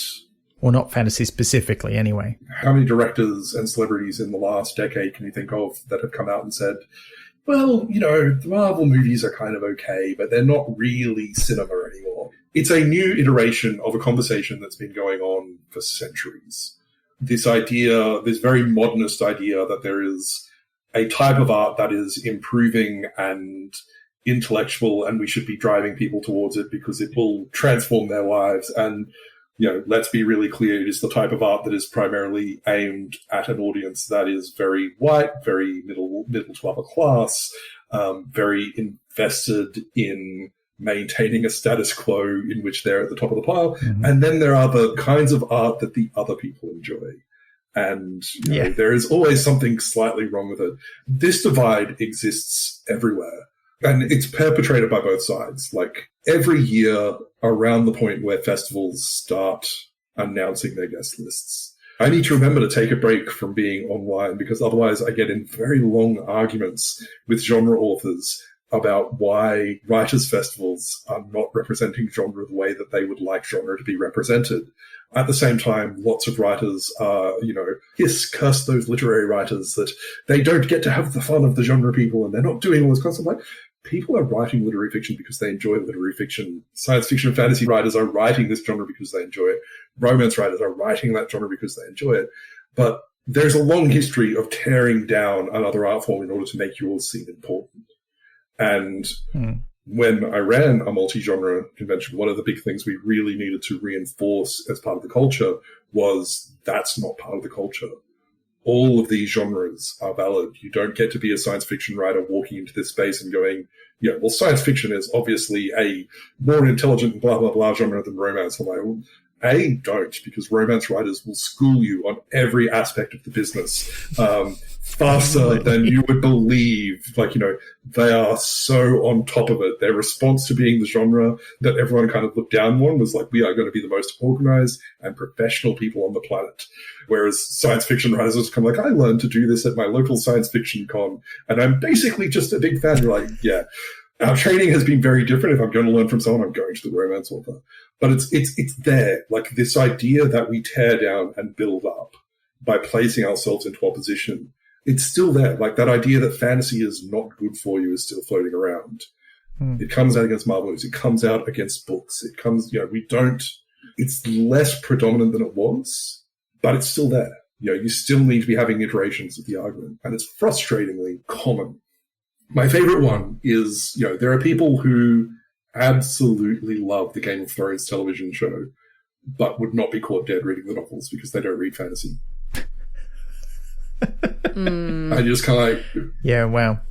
It's got dragons still. Like, there are names with apostrophes in the middle. Like, it's fantasy. It's as fantasy as they get. No, but it's complex. It's like, yeah, says the book. Yeah, if you're not inside a genre, you don't know the complexities of it.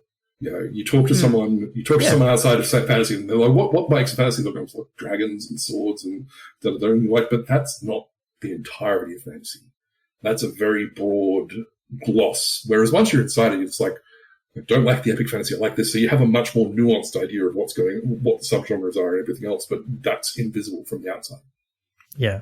And everything's like that. Like people who don't play video games think it's all like blowing stuff up and killing people, and you're like, you've not played Journey, have you? You should. You should play Journey. You should play Journey. You should play Space Team. You should play Lovers in Dangerous Space Time. You should play all these games that are not like that. Or it's like death metal or just metal music. There's like 1,000 different subgenres. And like, if you don't listen to any of them, you won't know about any of the others anyway. So yeah, there's always a secret depth to things that are popular that you're not into. And I think it's important. I think one of the best lessons you can learn, and it's sort of, and this is not what this essay is about, but one of the best lessons you can learn is just to go, you know what? There's stuff that I don't know about. It's probably great. And I'm just going to have to let it go rather than be like, I'm going to shit on that because I don't have time to investigate it. And I just like the things I like. And if I shit on it, I don't have to worry about maybe the fact that I'm missing out on something amazing. I think that's partly where it comes from. To get back to this essay, he talks about, he has his icebreaker about the Wind in the Willows, but then he kind of lays out, to start with, his points about why it's good. One of which is just kids will actually want to read fantasy because that's what they want to read. And in my experience also, it's what they want to write, as I was saying earlier. But most fiction is fantasy anyway, which is a point he makes in various essays. Like, it's in a lot of the parts of this book, actually. A lot of the times when he's writing about fiction and fantasy, he makes this point, like Agatha Christie is fiction, is fantasy fiction, right? No actual crime works that way. Like, and it's great. Like, it's true. But he also acknowledges in this one that I know what you mean, though, when you say fantasy, right? You mean science fiction and fantasy. You mean the speculative fiction. He doesn't use that term actually ever, but he kind of does. He almost uses it. And he also says, look, a lot of it is shit, but, then you can say that about all kinds of fiction. Like, that's not unique to fantasy writing. And I thought that was a great way to intro it. It's like, it's important and kids will read it. It's good stuff. And he also complains, this is one of my favorite things because it always gets me too. He complains that, like, look, people say it's not fantasy just to suit them. Kind of like you were just talking about Game of Thrones and like, it's, the TV show, it's not really fantasy, is it? It's more a political thriller. It just happens to have dragons in it. It's not fantasy, it's magical realism. That's fantasy. I mean, it's a particular subgenre of fantasy, but still. There's weird snootiness about it, but yeah. I really like the section he had about the morals. I feel like, the morals of it are not good, because I think they think everyone's just running around chopping heads off and sort of kicking them into fields. I don't know, what's this impression?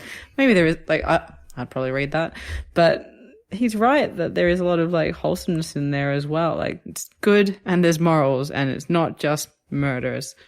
But not just any old morals, though. He talks about it being the strict morality of the fairy tale, which is very true of a lot of fantasy. There's very clearly delineated good versus evil, and you know who's who. I mean, in bad fantasy, your extruded fantasy product, it's because there's a Dark Lord, and they're called the Dark Lord, and they wear black armor, and you can never see their eyes, or if you can, they glow red or something. It's very, very on the surface. But actually, usually you can tell who's good and evil because the evil people do horrible, evil things. It's about what they're doing in most fantasy that's great. And I mean, and that extends to, non-traditional fantasy, like your Agatha Christie stuff as well. Like crime fiction is like that. The criminals are criminals, not because they're breaking a specific law, but because they're awful people who are doing awful things. I mean, you have the flip side of that where the people who are trying to stop them are the good guys and are therefore justified in doing whatever they want. And that's a whole sort of thing about propaganda we don't need to get into again right now. But, so there are downsides to this dichotomy as well. But it's true. You know who's good and who's bad in these things. And that's a very clear morality that doesn't exist in the real world, but it is helpful, when you're given these examples of these are selfish and awful ways to act. And sure, it's a fantasy Dark Lord doing it, but you can tell it's wrong and it's not okay. And the people who are good are selfless. They're helping other people. They're doing what's right even when it's not easy. And those are very obvious. Maybe they don't get very deep into the ethics of what is right and wrong, but, they give you a good model for some basic ideas about how to behave, just like a fairy tale does. It's great. It's good stuff for kids. And the thing I love about this is the man that gave us Vimes and Rincewind. Yes. Yes. He's not afraid to interrogate that as an idea. He's perfectly willing to kind of go, this is a perception of the genre. And I think that's worth noting. He's talking very much about an exterior view of fantasy, where that idea of it's a genre that doesn't interrogate its morality is not entirely accurate. Its most high-profile historical examples have been built this way, but huge numbers of people have come to fantasy and just gone, I want to interrogate this idea of morality and heroism within the fantasy genre, and had built really, really complex models of morality, really, really complex decisions within that space. But one of the things that's really important, genre is an experience. Your vision of what a fantasy is when you've read one fantasy book is very different to what your vision of what fantasy is after 300 fantasy books. And it's an ever-moving target, because someone does something in fantasy and you just go, I didn't know you could do that. And then suddenly a dozen writers are playing with the same kind of tool set. So it moves around a bit. So in a lot of, again, the audience matters here. You're talking to booksellers who, some of them, not necessarily all of them, but some of them, are presumably going to be we sell the fantasy stuff because it sells, like romance. It's a thing that you sell because it gives people a reason to come into the shop, but it's not necessarily the thing that you read and the thing that you want to recommend and what you think you got into the business of bookselling for. Yeah, absolutely. It's an evolving art form, like all good art forms. It doesn't stay static, and everyone adds something to the pile, so to speak. That makes it sound very haphazard. I'm sorry. They add to the pile of fantasy. No, it's true. It totally is. The audience an author will do more to determine where their book gets filed than anything else. Margaret Atwood can write science fiction novel after science fiction novel, and she's always going to be in the literary section because that's the readership they've cultivated. That's the readership she's selling into. And a science fiction fantasy author like China Miéville can win the Hugo for what's essentially a police procedural because there is one slight speculative element into it, and that's where his readership is, and it's a fantastic novel. It's always slippery. This idea that you can create a taxonomy of this is what the genre is as soon as you do it, it's wrong because someone will go, but what about this? And what about this? And what about this? And it's all tied together through this experiential chain. I mean, any kind of tropes or touchstones that you identify, they're going to find their way into other genres anyway. You know, if TV tropes have taught us nothing else, it's that the same tropes exist in every genre across the universe. Like, none of them are exclusive to anything. Look, we should move on, but just before we finish up with this, I also do like the bit about hope. And this is something that he touches on because sometimes, I remember there was a great response I read, and I can't remember where it was. I think it might have been on one of the news groups, actually. But when I think it was Nightwatch came out, people complained about it being really dark. And he did not like that description of it at all. And he hit back and said, it's not dark. Bad things happen, but it ends well, right? There's hope and there's light because people work it out. They succeed. Like the good guys triumph, essentially. And yes, bad things can happen. It can be grim. It can be dangerous. It can feel like things aren't going to work out, but you don't leave people there. That's what dark is in fiction. That was his real conviction about that. And he kind of talks about that here as well, you know, where you've got to slay the vampire. You've got to stop the aliens. You've got to fix the terrible environmental threat because there has to be hope, even if it's, as he says, a grim, thin hope, like an Arthurian sword at sunset. Ooh, what a great phrase. Yeah. And I think that is something that's really in his writing as well. Is that hope is always present in one way or another. He also talks about the importance of playfulness in humans, which is something very close to my heart as someone who's worked in the space of games and play for a long time. But he sort of says that this is the difference between us and animals. And he's had various sort of iterations on this idea over the years. I think where the rising ape meets the falling angel speech in Hogfather is a little bit along the same lines. But here he's saying, you know, other animals, they play when they're young, they grow up and they grow out of that and they don't want to do it anymore, which I don't think is quite true. And I wouldn't have expected from someone who owns a cat. But anyway, but what he also says there is that humans don't do that. We always want to play. We always want to stick our fingers in the electrical socket of the universe and see what happens. And that's what makes us human. You know, that's what drives us on. And that's why fantasy is so important, because it does that mentally for us without us having to do it physically in the real world. And I really loved that sentiment. I thought that was really great. Look, there's so many good things in here. I mean, he talks about the stuff that he learned about only because it turned up in a fantasy story. I mean, there's heaps. And look, we'll probably come back to it a bit when we get to questions, but we should move on because we do have two last pieces to talk about. And here we change tack. We're not talking about we kind of are actually. And Peter, I haven't mentioned this, but you chose these. Like when I asked you to come on, I said, look, we want to do some from this section. Which ones are you interested in doing? We sort of had a long list, which we narrowed down. And you said, I would love to talk about the Neil Gaiman parts. And I'm like, you know what? We should, because until you had mentioned them to me, I hadn't really thought about how much they do tie in to the writing about genre and to writing itself. One is a piece Pratchett wrote about Neil Gaiman for the convention booklet at an American science fiction convention where Neil was going to be the guest of honor. Pratchett was not there. It was just like, I'm writing this for the con book. And I don't think he says what circumstances brought that about, but he does say in other books that, you know, he just knows that as part of the whole thing of being a genre author is you go to conventions and you write things for their books. Like it's just part of the whole experience. So probably it was something like that. And someone just asked him to do it. He said, yeah, sure, I'll do it. Neil's going to be there. Great. I'd love to write about Neil. And I think he sets the tone for this piece when very near the start, he says, Neil's not a genius. He's better than a genius.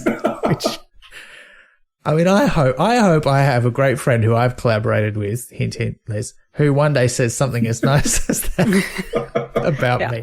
No, there's no pressure for you to do that. But I would absolutely say something as nice as that. I feel like, again, so these are two very beautiful companion pieces because it's like two men who clearly very much respect one another, writing the truth they feel about one another. And the vibe is very different, but the affection is very clear. Like it's clear that they both know each other. Like they've seen into each other's souls, and neither of them are offending one another. It's almost like, yeah, I don't know. It's beautifully done in a way that's honest and rare. Because like no one is blowing smoke up anyone else's butt, but everyone's just like pulling out all the things that actually make them respect one another and what makes their friendship and collaboration so strong and their respect so strong. So yeah, I'd absolutely write something as glowing as this about you, Ben. And I would absolutely expect you to write something about as grumpy as I say. That's from the foreword. Like about me just silently sweating, like while getting angry and angry about something that's my own fault. Like I feel like that. I feel like now the question has been raised, which one of us is the Terry and which one of us is the Neil? this duo. But let's not go there though, because of course there are three of us here. We don't need to answer that. Well, that's true. We don't need to answer that. But yeah, what a great piece this is, because it is an ode to a friend, but not just a friend who you love very much, but a friend for whom you have an immense professional respect as well. And just the way he talks about his craft. He uses this metaphor of the conjurer. So he talks about how he's not a wizard, because a wizard just waves his hands and magic happens. A conjurer, by which he means a stage magician, has to learn and work and spend hours and hours watching it. And I think both of us, and possibly, I don't know, Peter, if you're the sort of person who falls in this bucket as well, but we know a lot of magicians. Probably too many magicians. I think it's like, we know a normal amount of magicians for like the two of us. That's true. Yeah. Okay. Yeah, sure. That makes sense. But it rings so true. You know, you watch people doing it, you spend hours and hours learning it and putting in all this effort. I mean, one of the things I've learned from the tiny amount of magic that I've been involved with as a performer is one of the secrets of it. One of the ways you make it work is you just spend way more effort than anyone would ever imagine you spending on a thing that lasts 5 seconds. And he sort of uses this as a metaphor to describe Neil Gaiman's craft and how he's amazing at this. And he'll write something and everyone will go, oh, wow, amazing. And the writers who are reading it will go, oh, yes, I see what he's done there. But still, that's a very good way to do it.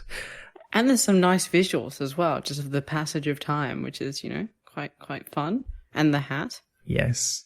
And he just tells some personal stories about how they met.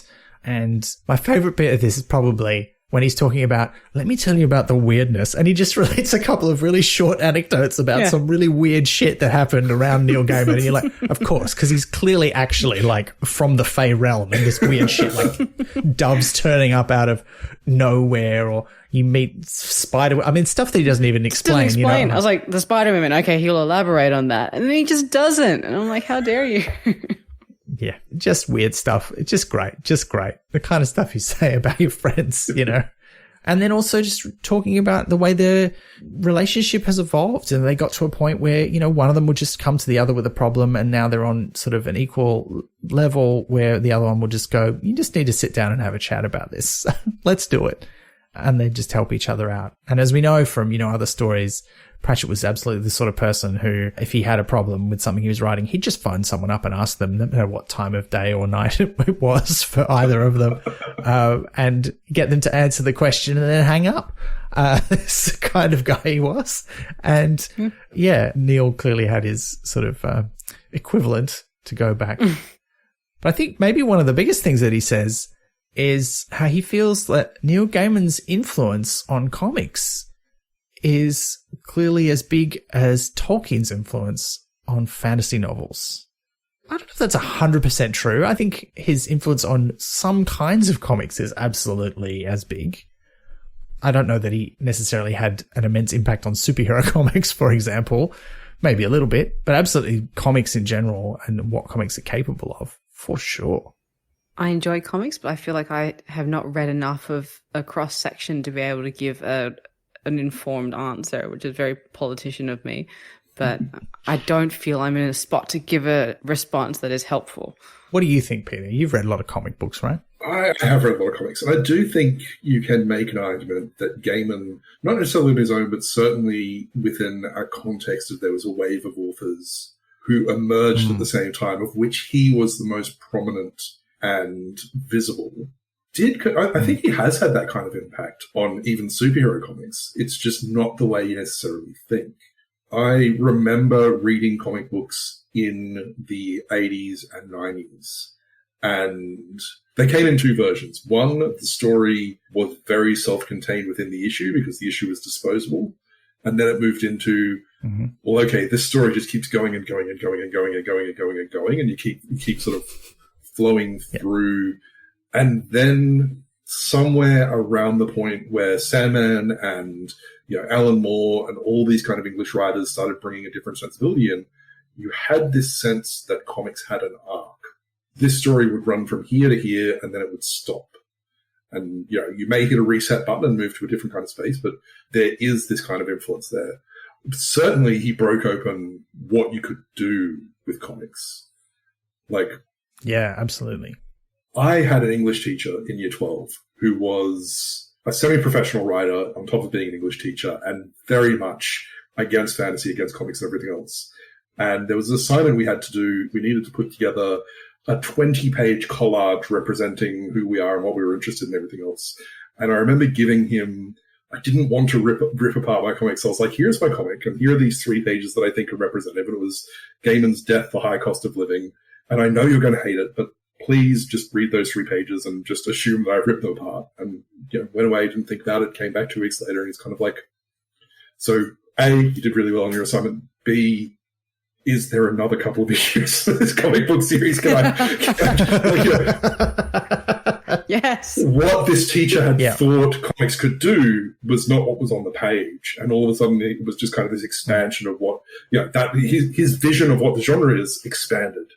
And he was deeply invested and wanted to see more. In that sort of sense, Gaiman brought people to comics that were not there in the same way that Tolkien brought people to fantasy who were not there.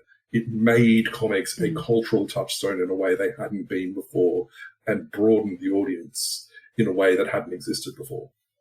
Yeah, definitely. And I think also a big thing was the way he wrote dialogue in the comics. And I think there are other people, like you say, like Alan Moore being a big one that I would think of. I mean, I don't think you'd have people like Kieran Gillen writing today if you didn't have, Neil Gaiman and Alan Moore and all those people back then in the 90s. But it's had a profound effect on what comics are seen as capable of doing and the kind of stories that we take seriously. And I think that's partly, it's a different kind of taking it seriously. Like, I think comics did take themselves seriously. Like, even in the silliest of Batman comics, Batman is worried that the villain is going to hurt people and the stakes are real to the characters. But Sandman was different. It was serious in a different way. And so were some of the other comics coming out around that time. You've turned me around on that. You cannot imagine the Sandman selling nutcakes in a mini comic in the ads pages. No. No. Imagine noodles. No, but you can imagine Death hosting a comic explaining sex education to teenagers, which she did, and it was great. So this is a beautiful piece. Oh, and it ends with a lovely sort of how great is Coraline? What a great horror for kids. Incredible. Also, Neil's really nice. Here's some personal stuff about him. He looks really young and he doesn't like mornings. And also, you should totally get him to sign your old copy of Good Omens. He loves that.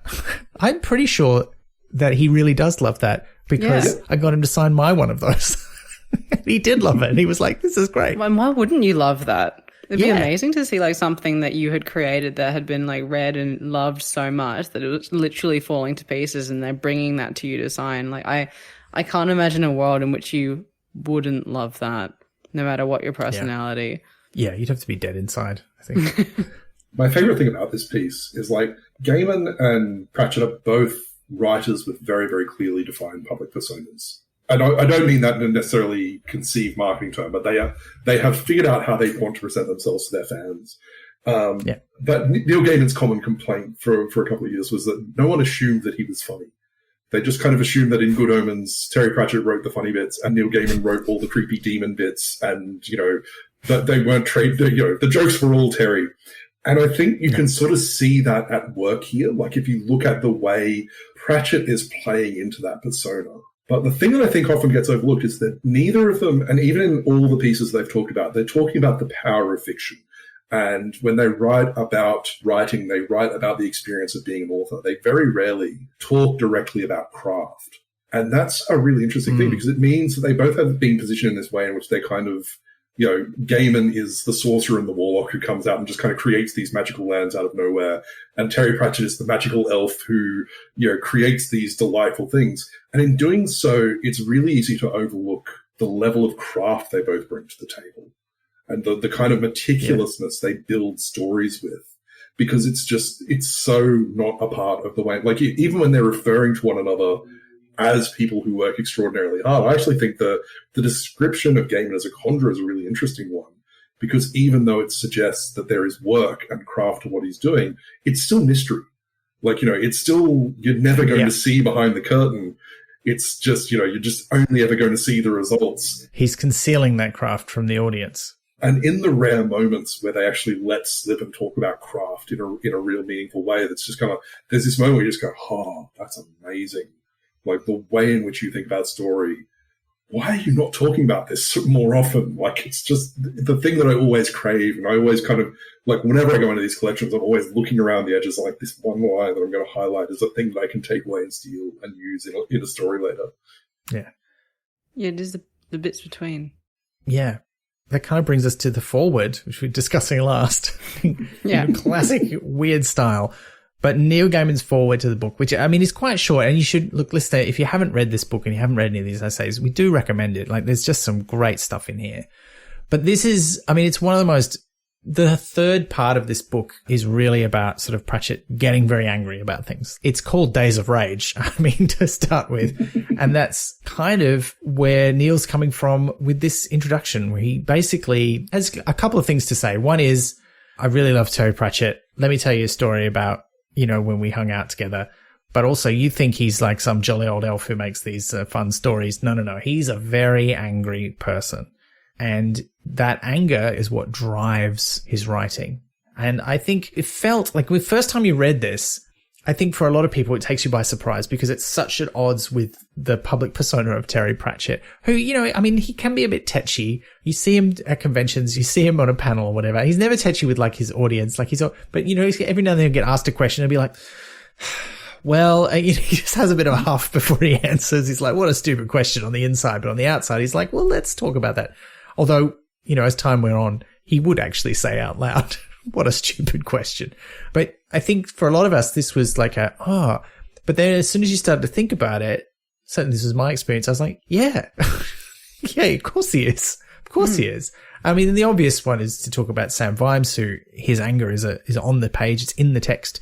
But so many of his characters are driven by that. And not just the characters, but the narratives themselves. Rincewind is railing against how stupid the fantasy world is that he lives in. Susan is always railing against the stupidity of the education system and how people treat children and how death treats other people. It's in so many of the best characters and the best writing that he's done, and it makes sense. But it is also quite a bittersweet piece. He knows his friend is going to die quite soon. I mean, this was written in 2014, in the middle of the year. Pratchett only lived about another 6 or 7 months. There's a story in the biography Rob Wilkins talks about when Neil sent this in for them to read, and he read it to Terry's wife, Lynn, and he was like upset because he got to the line where he says, I rage at the imminent loss of my friend, and he sort of broke down in tears. But both Terry and Lynn were like, yeah, they had other things that they were worried about in it. They didn't see that as a problem. Like Terry was like, I don't think that story about us being late to the radio station quite happened the way Neil says it did. And Lynn was like, well, I guess he can be a bit grumpy. Great. Love it. But it is like, it's such a beautiful piece of writing about another person. I really enjoyed this, if that's the right word. Yeah, it's honest. It's a punch to the gut in a lot of places, but it also comes from knowing someone so well, not only that you know the things that you can put in it, but that you know that you can say them aloud and that's not going to impact on the relationship with them or the people who love them. So I think it's like multiple levels to that. Yeah. And he's including in that Terry's fans who are going to read this when it's published in the book. He's like, I think you need to know this about my friend, this person who you also love, but you don't know him the way I do. I want to tell you something important about him before he's gone while I still have this chance.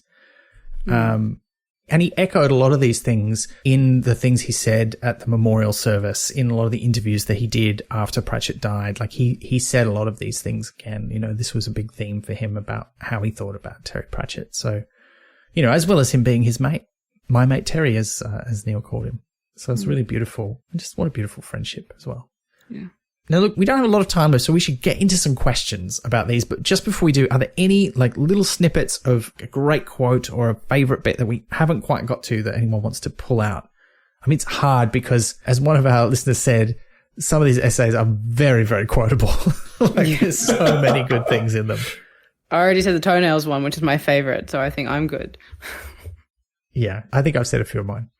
I'm less about the quote and more about the things where I'm just like, the idea of Terry Pratchett's anger, I think, is the thing for me, because it's it is part of that bittersweet wrap up, but it's also something like it's almost a gift, because as we're approaching sort of the end of Terry Pratchett's life, Neil Gaiman comes along and says this thing that recontextualizes your relationship with every Discworld book. And so you can go back and reread them going, okay, so Terry Pratchett's an angry guy. And then you reread them and they're a completely new experience after that. And that was sort of one of the things I love so much about this. I originally read this in the collection of Neil Gaiman's nonfiction before I saw it here. And that sense of just like, oh, that's really transformative for me. And it changed my relationship with all those books in a way that I absolutely needed to sort of have at that time. So it was quite a sad thing that was coming. Yeah. Yeah. All right. Well, look, let's get into some questions then. So first question comes from Ian Banks via Discord. In all these pieces about writing, there's a lot of respect and frustration from Pratchett about how he is perceived as a writer and what fans do with stories. He clearly felt a great responsibility towards his fans, but do you think he may have felt an increased frustration in later life about the, quote, public life of an author? It's an interesting question. One of the things I've watched a few times recently, because it was relevant to some questions I was trying to answer, was the interview he did with previous guest on this podcast, Michael Williams, which I think was in about 2012, 2013. So it was near the end of his life. And he was talking about the books and so on. And you can see there kind of what I was talking about before, you know, when Michael asks a question, and it's in other interviews from around that time as well, when people ask him things that clearly he's been asked like one too many times, or he's just not interested in answering, he just says it, you know, like he's kind of in a I don't give any fucks kind of stage of his life a little bit there. I think there was that, but I don't think he was ever like, there's a lot of evidence that he was really sad that he couldn't keep doing a lot of the things that he got to do as an author. Like when he couldn't go to the last Discworld convention that happened before he died, he was in tears. He was really upset. And I think he really loved a lot of that stuff. Yeah, there were bits of it that he doesn't love. Like there's other things in this book and other places where he rails against how stupid it is the way that you're treated when you're an author on tour. Like a lot of bookshops don't know what to do with you and it's a terrible experience. So there was stuff like that he didn't like. But I think in general, I would tend to agree with that. But within that, there is always a sense of frustration with being an author at any level. The thing that you get into, like you get into being a writer in order to write. And when you first start out, you have to kind of conquer this immediate problem. The world doesn't want you to write. No one is taking you seriously. Everyone tries to interrupt your writing time. No one, you're not publishing anything, so it feels like you're just kind of doing this frivolous thing that's never going to amount to something. And then you start publishing things and people ask you to go out and be an author and you stop being able to spend as much time writing. And then as your profile grows, you spend as much time managing being an author. You write 200,000 words of responses to fan mail every year. That's 2 books, but it's part of being an author. So that kind of tension is always there and it sort of shines through in every author at some point. The other thing is like they're often, these are all historic documents. So I often think, like some of the pieces where Terry Pratchett is railing about not being taken as seriously because he's a fantasy writer or a comedy writer are only like 5 or 6 years before he's Sir Terry Pratchett. Like, he just kind of leaped. He's I am an international treasure now. Like, just deal with it.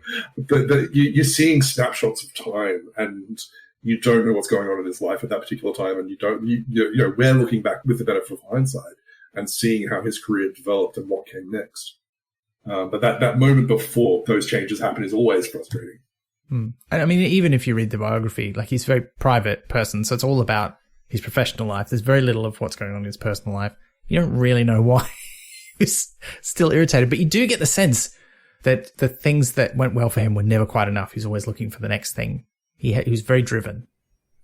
Yeah, I have a theory that you, like certain people, myself included, you never achieve all your goals. Your goals just change. You will never be satisfied. Is that what we're saying? You're like, you achieve this thing. You're like, oh, well, how about that thing? All right. And it's like trying to get to the end of a rainbow. Like, it's not that you don't feel like you've accomplished stuff. It's just like, oh, okay, that's done. But like, what about, like, there's just always one step away. Yeah. The great curse of writing is you spend a lot of time leveling up to a better class of problems. And once you're there, you can't talk about them. Can I have that on a mug, please? That is good. That's some merch for Brain Jar Press. You should put that on a mug. Absolutely. Yeah, I would spend good money on that. Unless I'm not sure it's one of mine. I think I heard a declaration from a writer named Lee Battersby. Still but once you're at that better class of problems, you can't complain publicly about them anymore because you're like, oh, woe is me, I have to go and do all this writer stuff and I don't have as much time, and all the aspiring writers that are coming after you are just like, shut the hell up. Oh, I wish that was my problem. Yeah, I hear you. They don't talk like that. Sorry, aspiring writers. That was very, very rude. This is why you listen to writers talking in the bar. That's when you hear the useful stuff. Mm-hmm. Our next question comes from Angela via Discord. So both anger and hope are mentioned as key motivators in both Forward and Let There Be Dragons. Do you think Pratchett achieved a balance of both in his writing? And does this contribute to his enduring popularity? I reckon the short answer is yes and yes. Which is it's not very, no, but I think it's absolutely true. You know, something like, one of the reasons I love his children's writing so much is I think he really pushes that quite far in that. Like, they are often, and I hesitate to use the term, having talked about how much he didn't like it earlier, but they are often some of his darkest stuff. Like, things get the worst things happen in some of those books when you think about, you know, because of how real the terror is. Like, stuff like Truckers or the Johnny books or, you know, The Amazing Maurice and His Educated Rodents.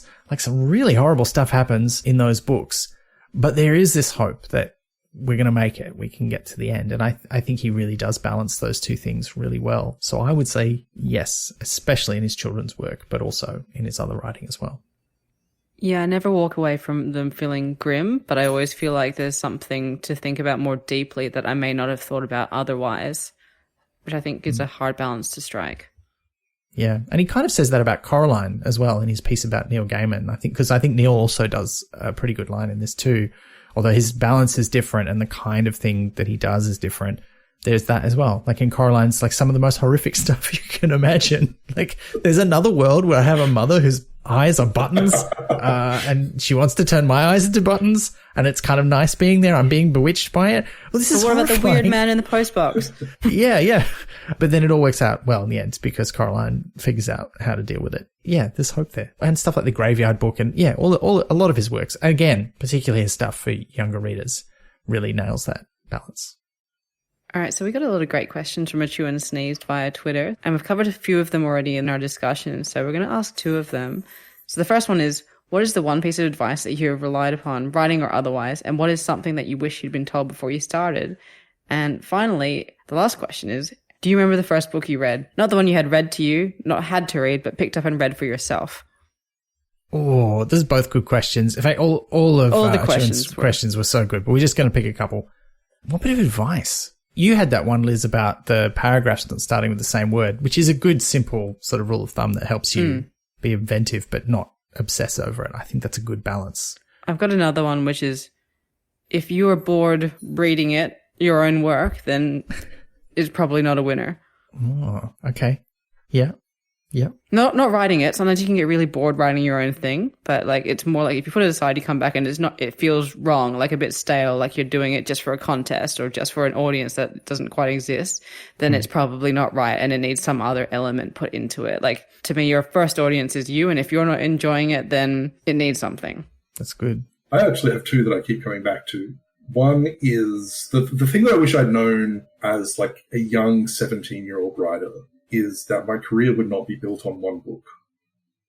Like, I was firmly in that idea of, I will have this great idea for a book and I will write it and I will submit it to a publisher and I will get to be Rick Castle jetting around the world, solving mysteries and, you know, being fated as a millionaire. And it took me nearly a decade and a half for someone to go, okay, no, if you want to be a writer, here's what you're going to do. You can just kind of produce a book and then produce another book and another book and another book and another book. And somewhere 10, 15, 20 books down the line, you'll have a career. You know, and not giving up until you hit that point is a really big thing. In terms of craft, one thing I keep coming back to is some advice that was given to me by the romance writer Anna Campbell, who said that if you ever want to show a connection between two characters, like you want to show that these two people are destined to be in love, even if they hate each other at the beginning of the book, the most important thing to do is to give them a scene where they laugh together, because our sense of humor is enormously idiosyncratic. And there's no faster way to show that two people are compatible and on the same wavelength than to have them find the same thing funny. And it's one of those pieces of advice which, once I knew it, I started to see it being used everywhere as this shorthand for connecting characters, like in and out of romance novels. And I use it all the time. That's really good. That's right up there with, if you wanted the audience to like a character, make them good at what they do, which I don't remember where I heard that or who wrote it, but it's like, it rings true. Which I don't think is mine. I don't know what mine is. I feel like mine would probably be something about comedy. There's one that I don't remember exactly where I got it from, but I sort of learned that a good joke or a better joke is one where you really cut away everything you don't need and the joke still works. On the other one, and again, I don't remember where I learned this, is that in general terms, the more specific you are, the funnier the thing will be. So if you're telling a joke about a car, that might be funny. But if you tell a joke about a 1927 Ford whatever, that's probably going to be funnier, right? It's akin to Pratchett's advice about taking fantasy seriously, because by putting that specificity in, you are making it more real. And so then the joke becomes a thing.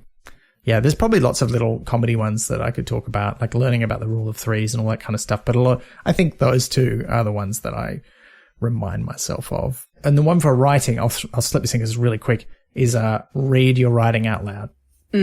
Actually, filing all of these away. Because, that you'll know if it sounds unnatural, if it comes out of your mouth and you're like, this is not a sentence anyone should have to read. Even better step, get someone else to read your writing to you, because they don't mentally insert the pauses that you will, and you will definitely notice when your sentences are running too long.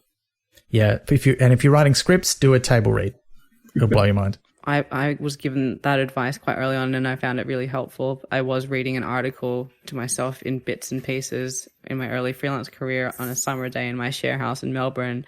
I'd done it like 4 times as I rewrote things, and I just heard a window in the next share house slam shut. I've had that experience recently. I kept thinking there were people having a big argument in the houses near me when I had the window open. And I figured out the other day, no, wait a minute. I'm listening to the cadence of the way they're speaking and the fact that they stop arguing every now and then and have a giggle. No, they're rehearsing a play or something. This is clearly scripted dialogue. It was a good moment because I was suddenly less worried about my neighbours. It was good. All right. First book? Yeah, first book. I think I know what mine is. If you want, I'll go first if you're still thinking.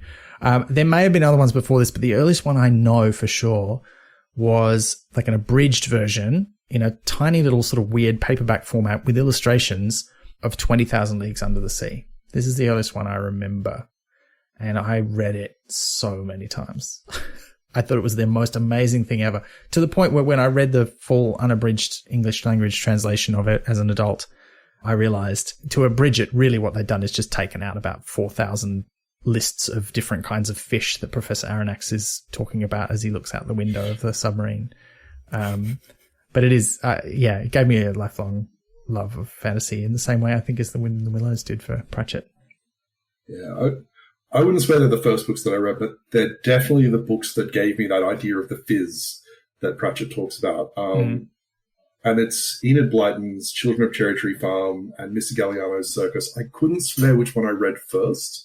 I know I read them very, very close together, but they were definitely the first books that I read and reread, and the first books I stayed up all night reading.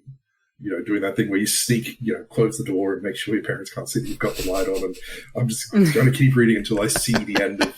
Yes. I can see the end of this story. I distinctly remember reading those books, and I was very, very young, feeling the excitement of them as an itch along the bottom of my feet. It was a real physical enjoyment of them. Like, this is what I wanted to do with the rest of my life. Like, this is it. whatever it is that's making me feel this, I want it. Yeah. I also can't remember my first one. I have 2 answers that are going to be very short, but my grandmother used to always send me books for Christmases and birthdays, and she started with Enid Blyton books. She'd send me like omnibus ones, and she'd mail them across from England, and I read all of them like voraciously because I was very like, people would give me books and I'd be like, that's nice, and then it sits on the shelf forever. But all the ones she sent me were winners. It's like she could be like, okay, I know what she's going to like. And she sent me this one the Five Find Outers and Dog series, which is not one of the more famous ones, but it is exactly what it is on the label. It's 5 kids and a dog who find things out. So, genius name. What do celebrities know? I don't know, but let's find out. But there was a lot of sort of like little spy craft tricks in there, so I read it over and over again because I was one of them who loved like putting on disguises and stuff. And I read all of the Enid Blyton ones she sent me, so I think that's one of the ones that was formative in my love of reading. And the other thing is that my mom used to just take me to the libraries on weekend. That would go to a library, and she'd just sort of let me loose on it while she read a book somewhere else, and I could just borrow whatever I wanted to within limits.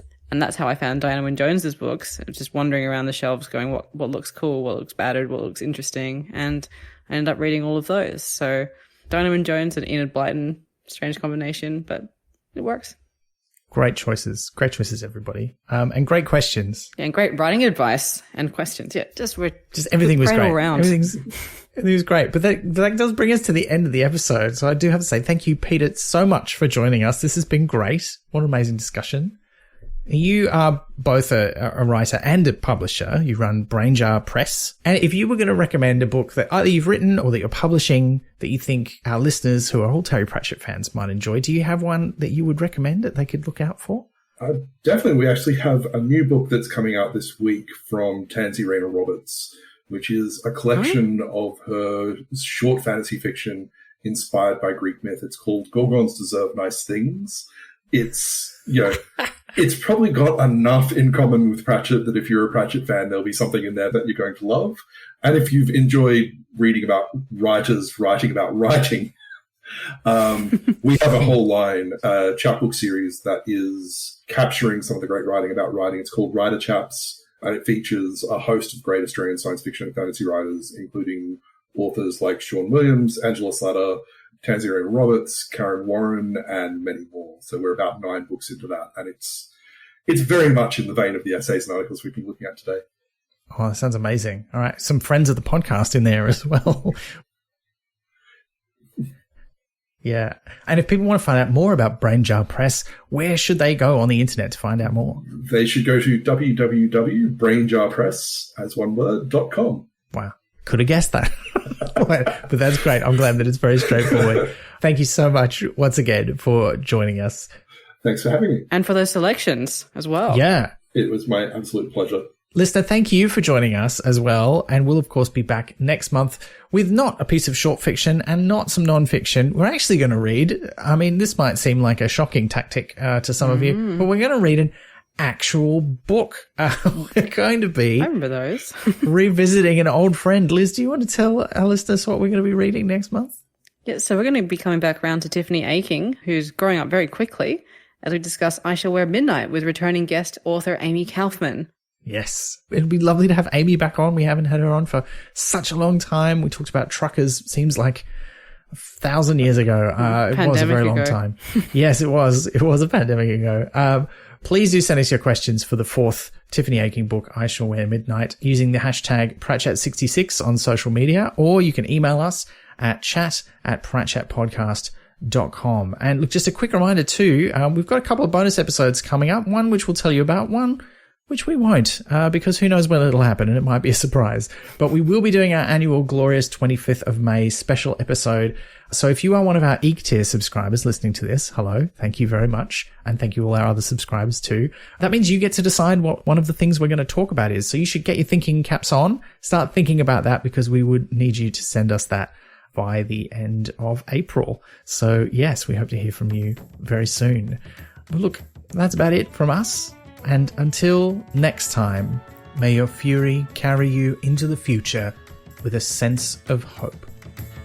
You've been listening to Pratchat, the monthly Terry Pratchett Book Club podcast with Pratchatters Elizabeth Flux, Ben McKenzie, that's me, and guest Peter M. Ball. Pratchat is produced and edited by me, with music by David Ashton. We're on Twitter, Mastodon, Instagram, and Facebook, and you can listen to past episodes and support the production of new ones at pratchatpodcast.com. Join the conversation for this episode using the hashtag Pratchat65. Pratchat is brought to you by Splendid Chaps Productions. We make entertainment for your ears, like the Doctor Who podcast Splendid Chaps and time travel comedy series Night Terrors. To find out more, visit splendidchaps.com.